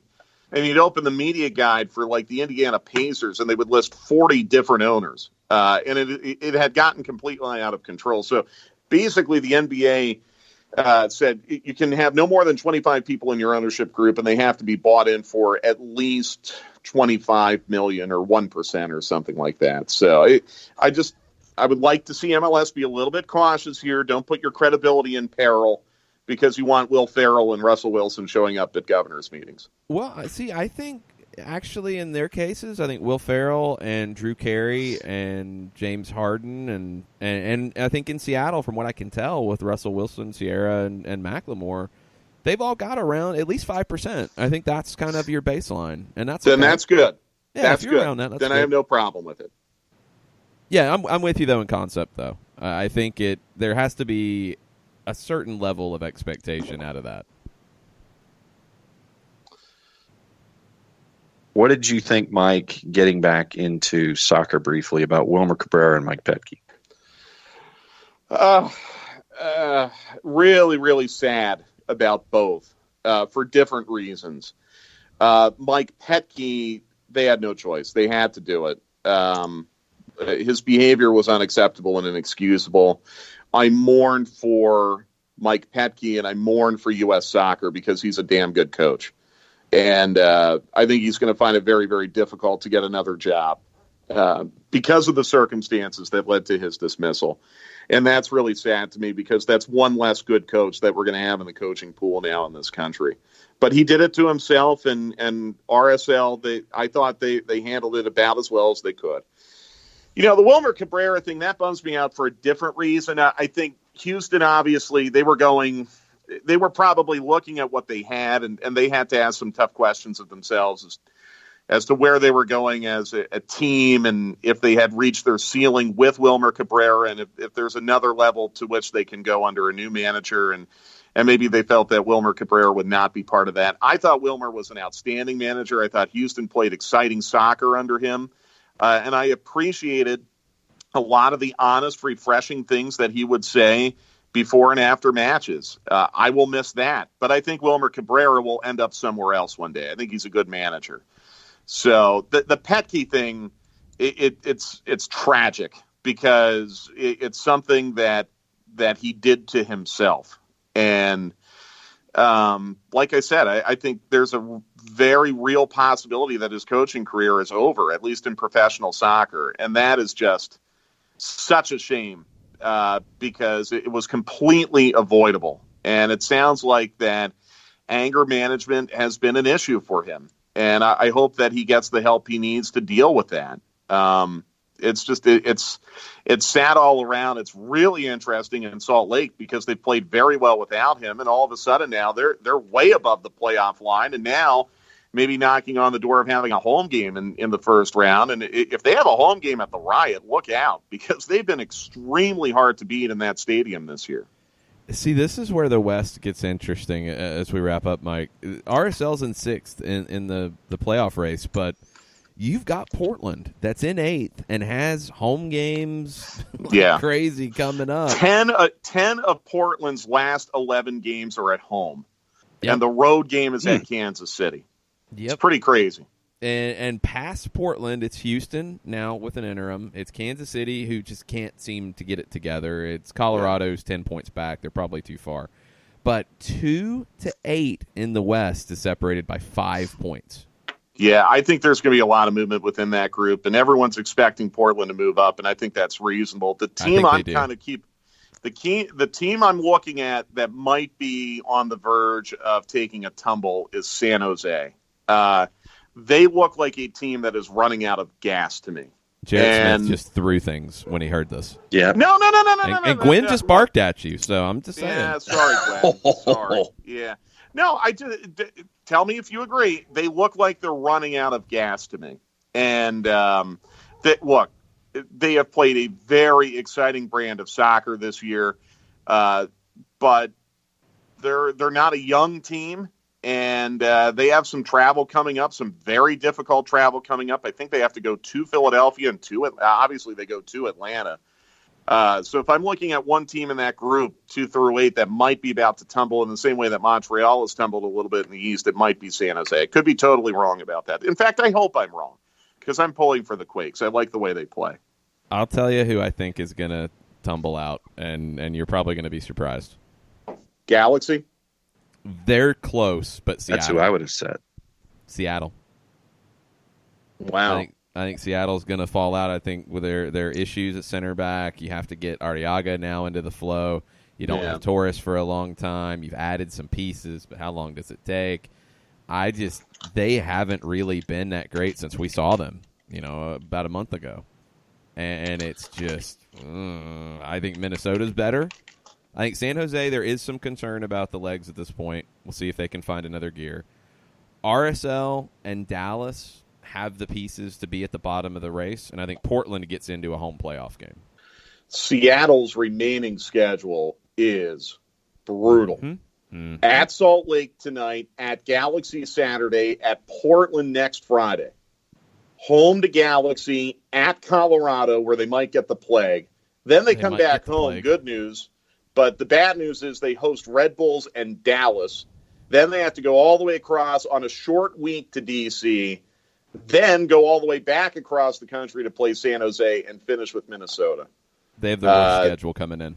Yeah, that is. I mean, I thought Philadelphia's schedule coming in was tough. That's worse. That is ridiculous. I mean, they don't play LAFC. They don't play Atlanta, New York City. They don't play Philadelphia again. So I guess it always could be worse. But there are no dogs left there. I mean, you don't see Kansas City there. You don't see, Vancouver, Cincinnati, Columbus, any of those teams. Like those are all, even Colorado. Those are all teams that are of playoff caliber. That is very, very tough for them. It's going to be a fun run-in on both conferences on both sides of the country. I'm looking forward to it. Mike, let everybody know what our plans are tonight on 92.9 The Game. Well, first stoppage time, 2 o'clock on the 92.9 The Game Facebook page. And then we're on at 7:30 for the Five Stripes Countdown. I don't know what time the kickoff is. We might be on a little earlier than 7:30. It's my understanding the game might kick like right at 8 o'clock. And then we'll do a full 1 hour full-time report. So it's a full normal game broadcast tonight on 92.9 The Game starting at 7:30. Looking forward to it. I'll see you here in a little bit over at the station. All right, guys. Take it easy. Be good. We're going to take a quick break. Be right back after this with more Wall Pass Wednesday questions from you guys on Twitter. Chime in at Soccer Down Here. Be right back. A ranger station. I'd like to report a bear hug. Okay. I put out my campfire and Smokey Bear hugged me. So you drowned the fire, you stirred it, drowned it again, and felt that it was cold? Uh-huh. Yeah, but he's just letting you know you did good. Bear hug from Smokey Bear. Status update. I'm going to let you go now. There are many ways to start a fire, but one sure way to put it out.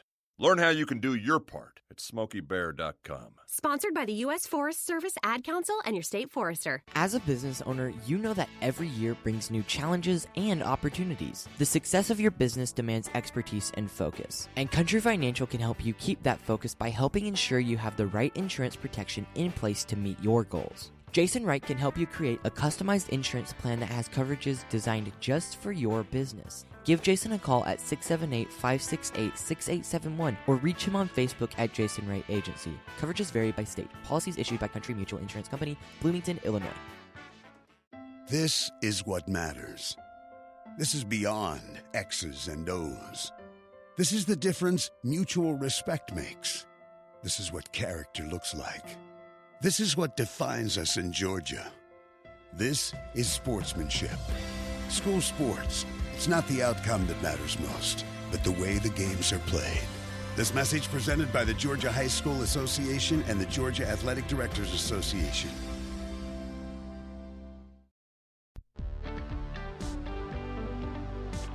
If you've been hurt in a car wreck, contact my friend Steve Apolinski of Apolinski & Associates. He's been representing individuals for over 30 years throughout Georgia and Alabama. Email him at steve@aa-legal.com or call him 24/7 at 404-377-9191. The initial consultation is free.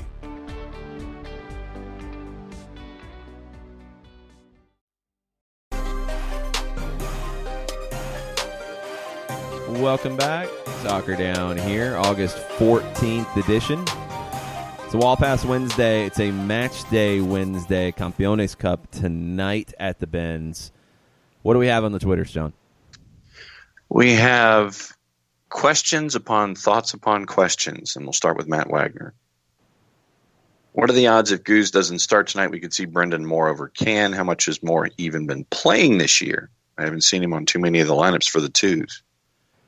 He's gotten time with the twos. The twos have been pretty much a rotation among four guys, honestly, because Moore has gotten some time, Can has gotten some time, Dylan Castanera, who's on a twos deal, has gotten time, Paul Christensen has gotten some time. So you've seen, and I was trying to actually get the breakdown, so games played among goalkeepers.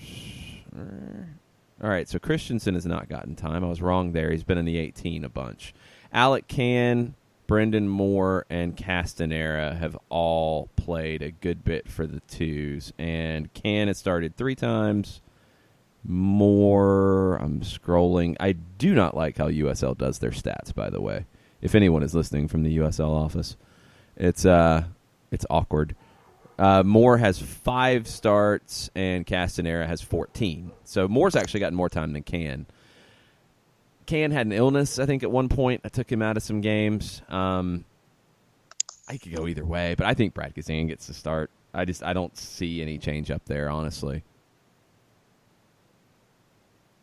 Nathan Pugh hopes Atlanta wins tonight. He says, the trophy looks cool, but I don't care if they lose. I only really care for no one to get hurt. With that, which player, if they were out for the rest of the season, would be the toughest to overcome? Nagby.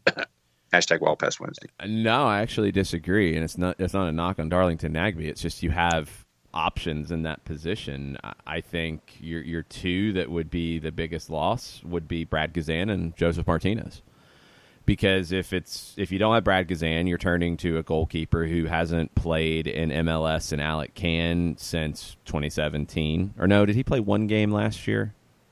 I believe he played one game last year in Orlando. So, okay, one time since 2017.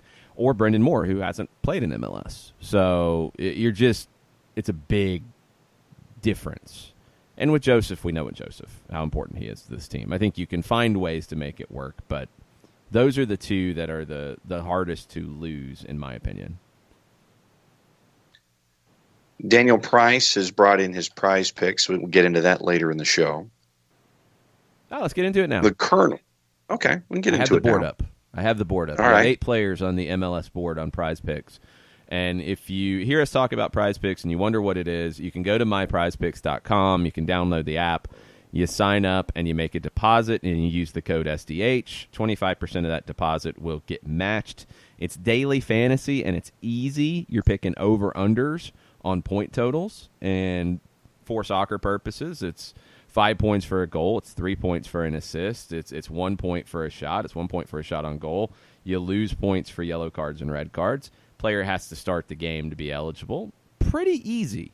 And the board today is interesting. A lot of guys on like 5 or 5.5 or 4.5.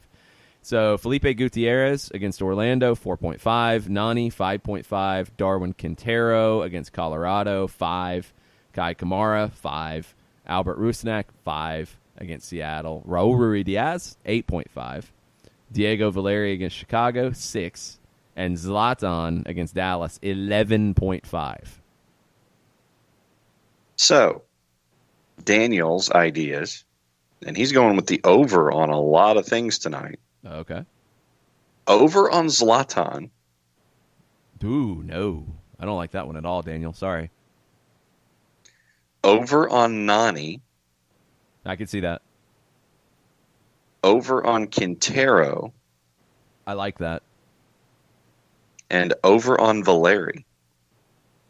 Yeah, I'm okay with that. I would go over on Rusnak. That's the one that grabbed my attention, too. I think Salt Lake beats Seattle, and I think that does it. So the ones that grab me are the over on Rusnak, the under on Zlatan, that might be where I stay. Those are the two that I feel the best about. I don't know if I would go with a full 4. And remember, you can mix and match with baseball. The baseball numbers are completely different, and you have to dig into that to look at it. But you could pair up Albert Rusnak and Buster Posey if you wanted to. That's possible. You could Pride of Leesburg, Georgia. You could pair it up with some tennis. Tennis is on the board today. You got WNBA on the board. Elena Delle Donne at 41. That's a lot of points. Yes. Maybe. I don't know. Candace Parker, 35.5. Okay. You got some interesting things you can mix and match with. So go to Prize Picks, myprizepicks.com, or the Prize Picks app. Use the code SDH when you sign up. You get some stuff. It's pretty cool.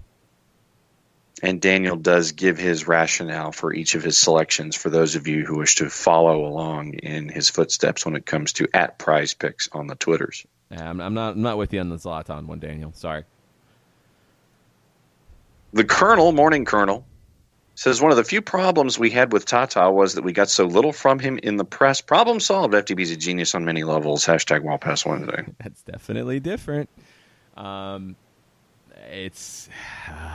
I don't know. I'll be curious to see what's next. If you have not seen the quotes from Darren's interview on 92.9 The Game with Dukes and Bell yesterday, he was very clear in saying that the comments that were given to Christopher Meister, who wrote for The Guardian for this one, it wasn't with his usual gig at Pro Soccer USA, about equal pay and all that. He said that's not the position of the club, and he made sure to make that separation. He also, in my opinion, I think, focused on the word ridiculous and said that that's what grabbed the headline. That's what changed the narrative. And there is a little more to what Frank said than what the headline was and what that word was.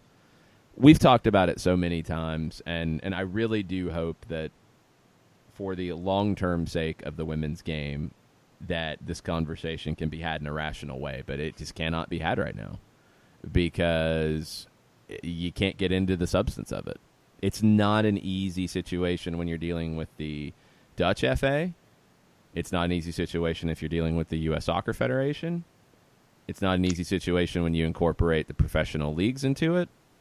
It's complicated. It's very, very complicated. And it's going to take more than talking points. It's going to take more than lobbyists. It's going to take more than yelling to get it solved, because ultimately what I want to see, and I can't speak for other countries and leagues and such, I want to see in this country the NWSL be a strong professional sports league, not a strong women's league, a strong league, which means it has to be sustainable, which means the players have to be paid a living wage that they can then put their time and invest their time into being better athletes. And then also create a place where those players can then, when their career is done, go into coaching, go into administration, work in these clubs, and give back to the game and continue to grow the game. The league has to be successful for that to happen.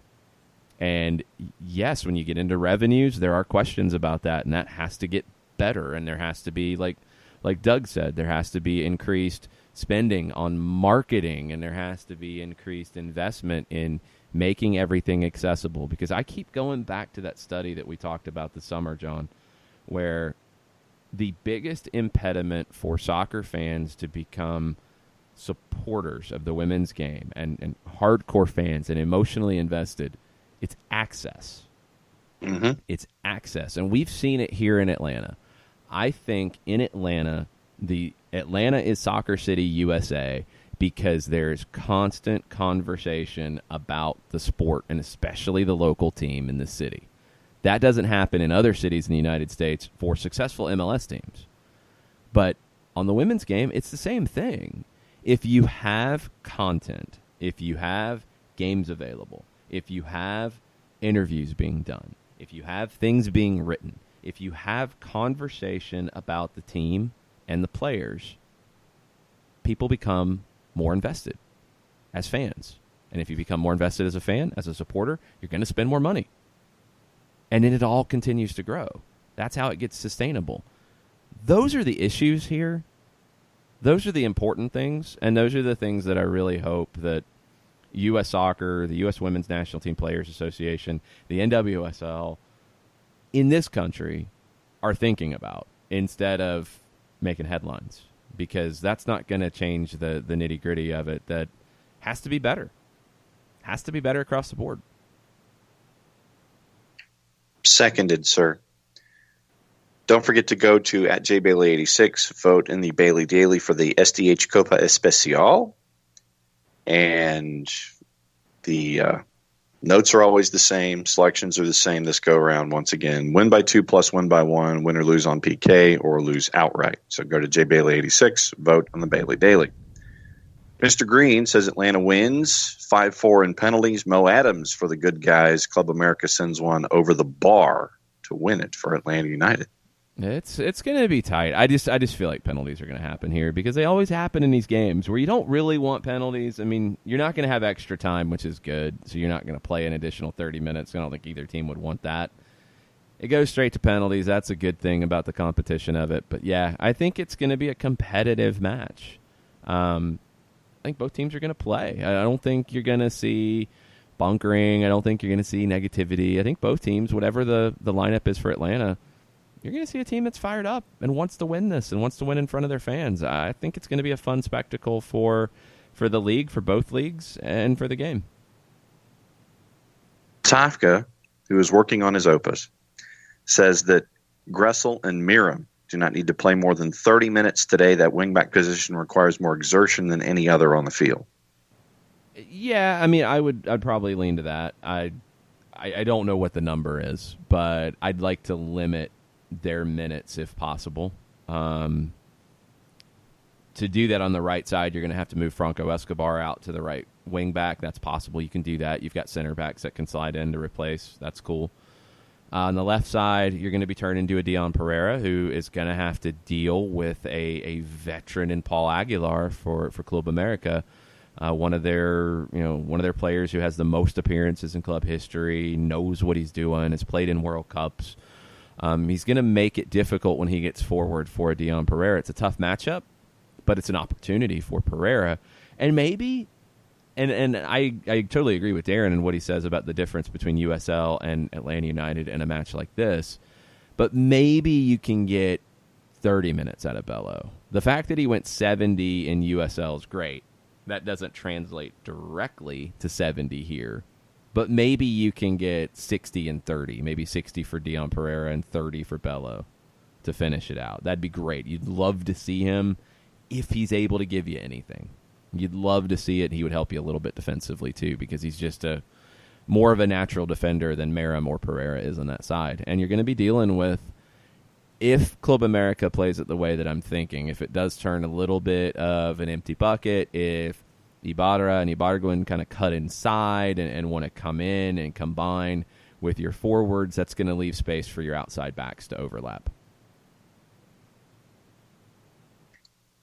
Let's see what is next. Oh, yes, Ricky Ricardo, after our discussion with Mike this morning about the city DPs. Ricky says, as far as groundbreaking for a city/league, Hank Aaron might be the David Beckham OG DP. Yeah.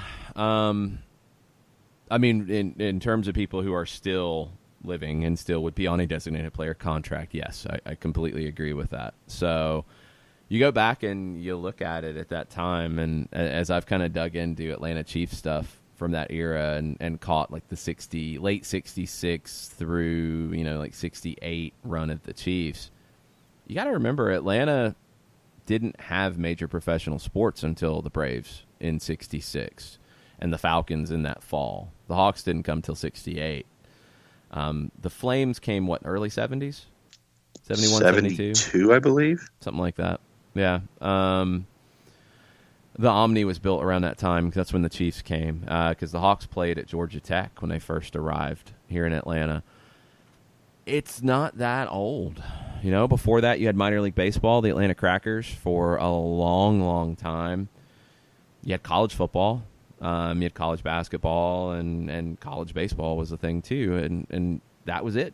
So Hank Aaron was the first mega sports superstar to land in Atlanta, because the Falcons were an expansion team. They didn't have anybody at the very beginning. You had Tommy Nobis, who was drafted and became a star, but he wasn't day one. The Hawks came a couple years later. So, yeah, I mean, in terms of Pete sports Maravich. in Atlanta, yeah, but I mean, he didn't come to the 70s. Like, Hank Aaron was here in 66. Yep. So, like, the first mega sports star in Atlanta, Georgia, is Hank Aaron. Professional. Not talking about the college game. Professional, it's Hank Aaron. Daniel Price with a question. He says, how do I get my brother's name on the Halo board for his birthday? We're going tonight, and I've always wondered how we do that. Check the... there's a link on the website about how to do it, and I don't know how that works. I think it has to be with a birthday group ticket purchase, maybe? I'm not 100% sure about that. But look into the fans or stadium section on the website, and I think you can find the link there. I've looked for it before and sent it to somebody, but I don't remember it off the top of my head. Tofko with a Wall Pass Wednesday question on the topic of goalkeepers. Okay. We don't seem to have that heir apparent to Brad Gazan. What's the odds that within the next year or so we pull Garces out of college as a homegrown to begin his understudy in preparation to take over when Brad steps away? You don't need to pull him out of college because, I mean, goalkeepers are different. I don't think Brad's going anywhere, but first off, at all. I think Brad's fine. I don't think you have any worries about Brad Gazan. I don't know if you need an understudy at the moment, and Garces is getting his understudy work at UCLA anyway. Goalkeepers going to college and developing there, that can work too. Andre Blake is a prime example. Garces is fine where he's at. You've got his homegrown rights, so when you want to sign him, you can. I mean, if he ends up playing 4 years at UCLA, that's fine. And you sign him as a homegrown before the draft. I think that can work. That can absolutely work. I don't know in the academy if you have anybody come in behind that you'd want to consider.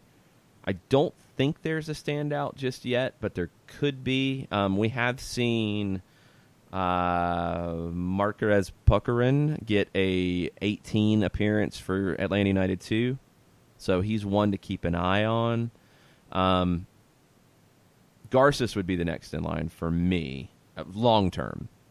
And that's not to say that Alec can't be that for a period of time. I can absolutely see that. Alec Can has performed well in this league when called upon.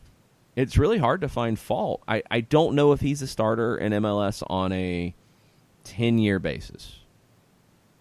But in between, if needed, yeah, I think he can be that guy. I thought he had a very good first half of the season in 2017, and I thought he had done well in previous stops before that. Chiefs coach Steve drops a Bull Durham quote for FDB for later today.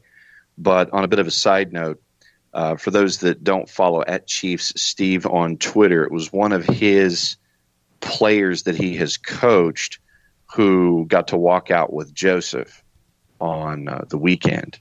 And that was the young girl who got the kit from Joseph and drew all of the matching tattoos to go out with Joseph so she could look like Joseph. So that was really cool to see that on Twitter from at Chiefs Steve over the weekend.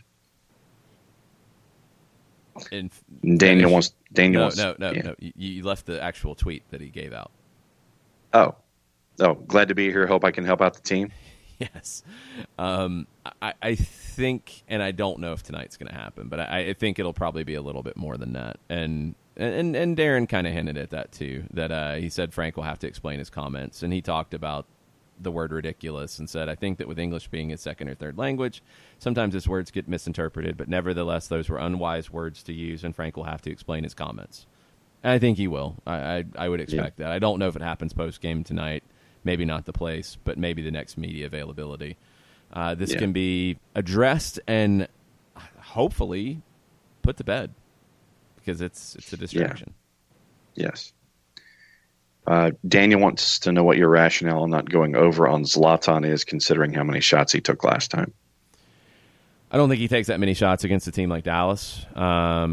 I don't think he scores 2 goals against Dallas either. I don't think he gets a goal in like 7 or 8 shots. Those types of games just don't happen very often. So I'm going to stay on the underside because I think Dallas can win the match too. And El Mataflow, in discussing Club America, says Ibarra won't cut inside. He's more of a classic winger who can run all day and hugs the touchline to start. He's often compared to Antonio Valencia. Ibargüen is far more a modern winger who cuts inside, so it looks like there'll be space on the right in behind.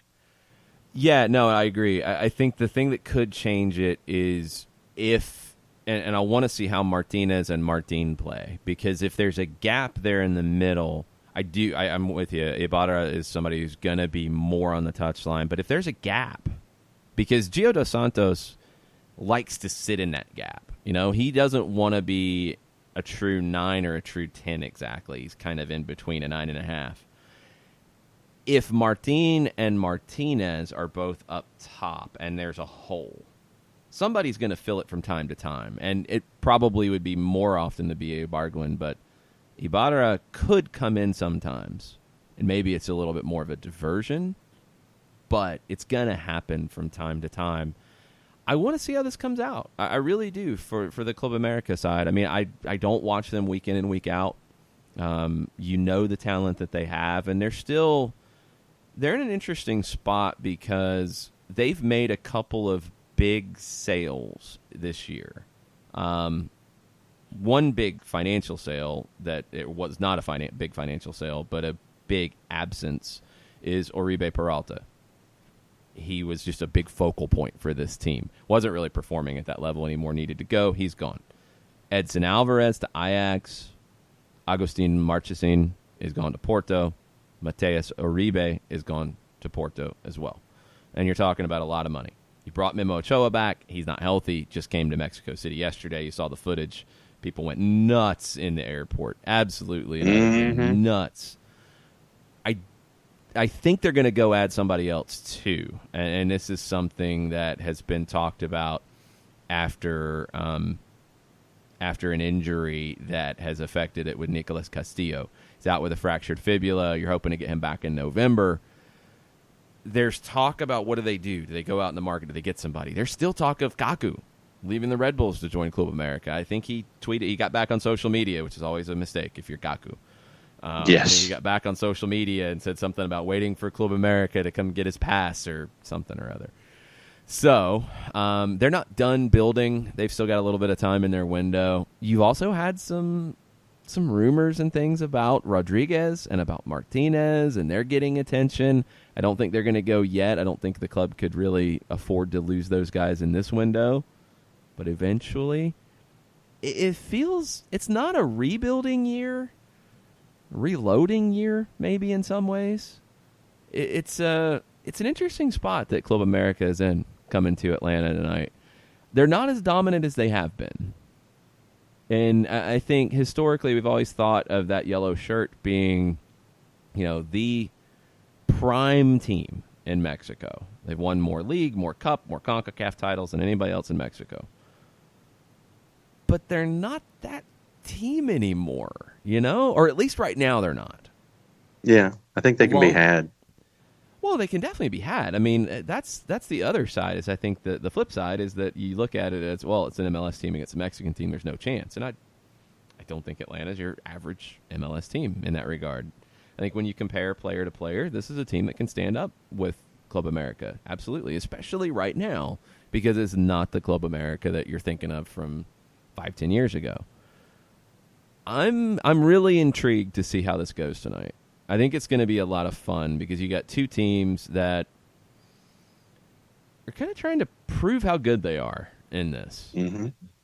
And no, it's not a CONCACAF Champions League final. It's not, an MLS Cup final or a Liga MX final. It's different, but there's still a lot to prove tonight for both sides. So I think there's going to be an edge to it a little bit. All right. Before we go, fantasy. Oh, yeah, we got to help you with your team. That's true. We don't want you to get off to a bad start. Well, considering last week I started both Brian Fernandez and Iko Para, neither of whom played. So I had that going for me. Yeah, pretty much. So, here we go. David Osted in goal.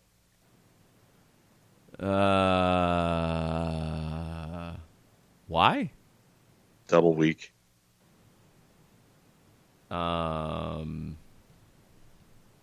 Really? Why? Like I said, I'm looking at double points. You're looking at double points. Points opportunities. Who does David Osted play for? Chicago. When was the last time David Osted played? That's a good question, sir. I'm just trying to help. All right. When was the last time he saw the field?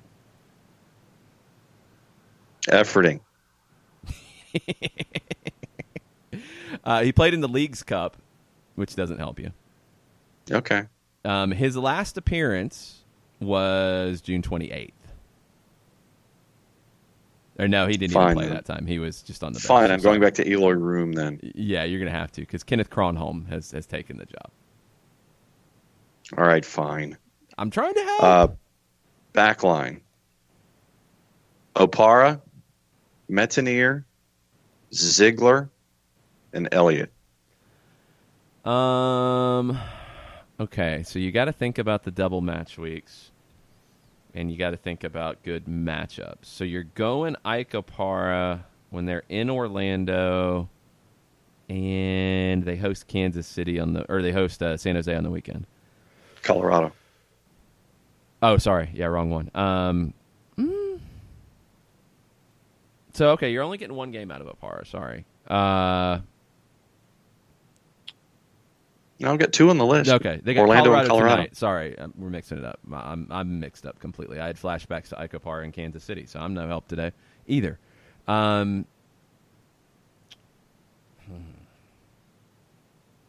at home. I like the Metanair one. I'm okay with Opara. And then you got Ziegler tonight in L.A. Against the Galaxy, you can score some goals. And then on the road in Montreal. I don't love it, but it's a double, so maybe. And he's one who can pop you a goal on a set piece especially. Who was the fourth? Elliott against Chicago on the weekend. Yeah, that's fine. Is it in Philly or is it in Chicago? It's in Chicago. Yeah, you could probably do better than Elliott. All right. On a single and on the road, that's All right, midfield. Blanco, Chacon, Chara, Pavone. Well, Chacon's a big guess because you don't know if he's going to play. And you're betting on a double, a guy who's just blending into the team. I would stay away from that because I don't know if he's going to play 2 games. I don't know if he's going to start 2 games. So I would completely stay away from that one. And you're going with Blanco with 2 games. One's Atlanta. The other one's tonight. That's okay. And then what are the other 2? Pavone and Chara. Pavone has went straight into the lineup and will play, and they're desperate, so I can deal with that. I mean, where does Chara rank on points? Because you're not gonna. It's not a guy who's going to give you a bunch of goals or assists. No, average is 4.5, but a salary of 7.2. Yeah, and it's a double, so maybe I think there's better options than Chacon's way too risky, and I think there's probably better options than Chara. And then up front, captained Brian Fernandez and Vela. So you're all in on Portland this weekend. Chicago and being at home. Yeah, but 2 games. 2 games are good in some ways, and then the second game, that's a tough one for Portland. We'll talk more about it this week.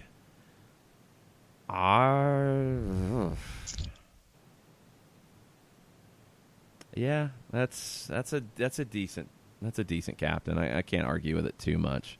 I don't love it, but there's not anybody else that just immediately grabs my attention with a really good 2-game week.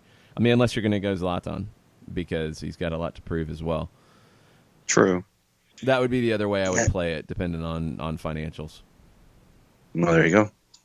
So that's the lineup. Change a goalkeeper, please. I did. I swapped out Eloy Room. I just shifted. Started Room, who's a single, and it's Toronto. Okay, that's better. Yeah, Kronholm has been the guy. Even if he maybe shouldn't be the guy, he's been the guy.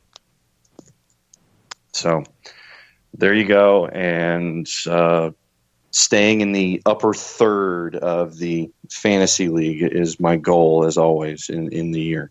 Well, not bad.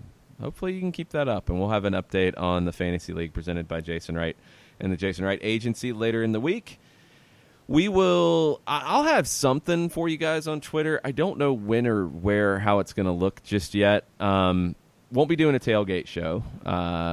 It's going to be hot, and midweek games are always weird, and this is a weird one because it's not a league game, so won't be doing a tailgate show from the Gulch. I'll have something for you on Twitter once we get a little bit closer to game time. Then 7:30 tonight, Five Stripes Countdown, kickoff sometime after 8, might be right after 8. Then full-time report for an hour afterwards. You can listen to all that on 92.9 The Game, on the Atlanta United app, on the radio.com app. You You can also watch Stoppage Time today at 2 o'clock on Facebook.com/929thegame. You can also listen. I'll be on with Andy and Randy and Andy, the midday show, 120. All the above. Well, it's 2, and it's just depending on how you want to flip it. So, Decatur Slim usually leads us in with the rejoin, which I like. Decatur Slim's rejoin. He's got some swagger. I like Decatur Slim. Decatur Slim seems like a Joseph Martinez fan. I could see that. I could definitely see him enjoying Joseph Martinez's work. All right. And we'll be back tomorrow to recap everything on an Overreaction Thursday. I wonder what the reactions will be after a Campeones Cup match. The first time we've seen one of these in Atlanta. It's going to be fun tonight. I'm looking forward to it.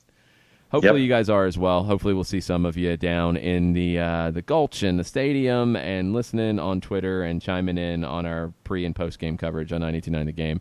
Thanks, everybody. Mucho platio. Mucho platio.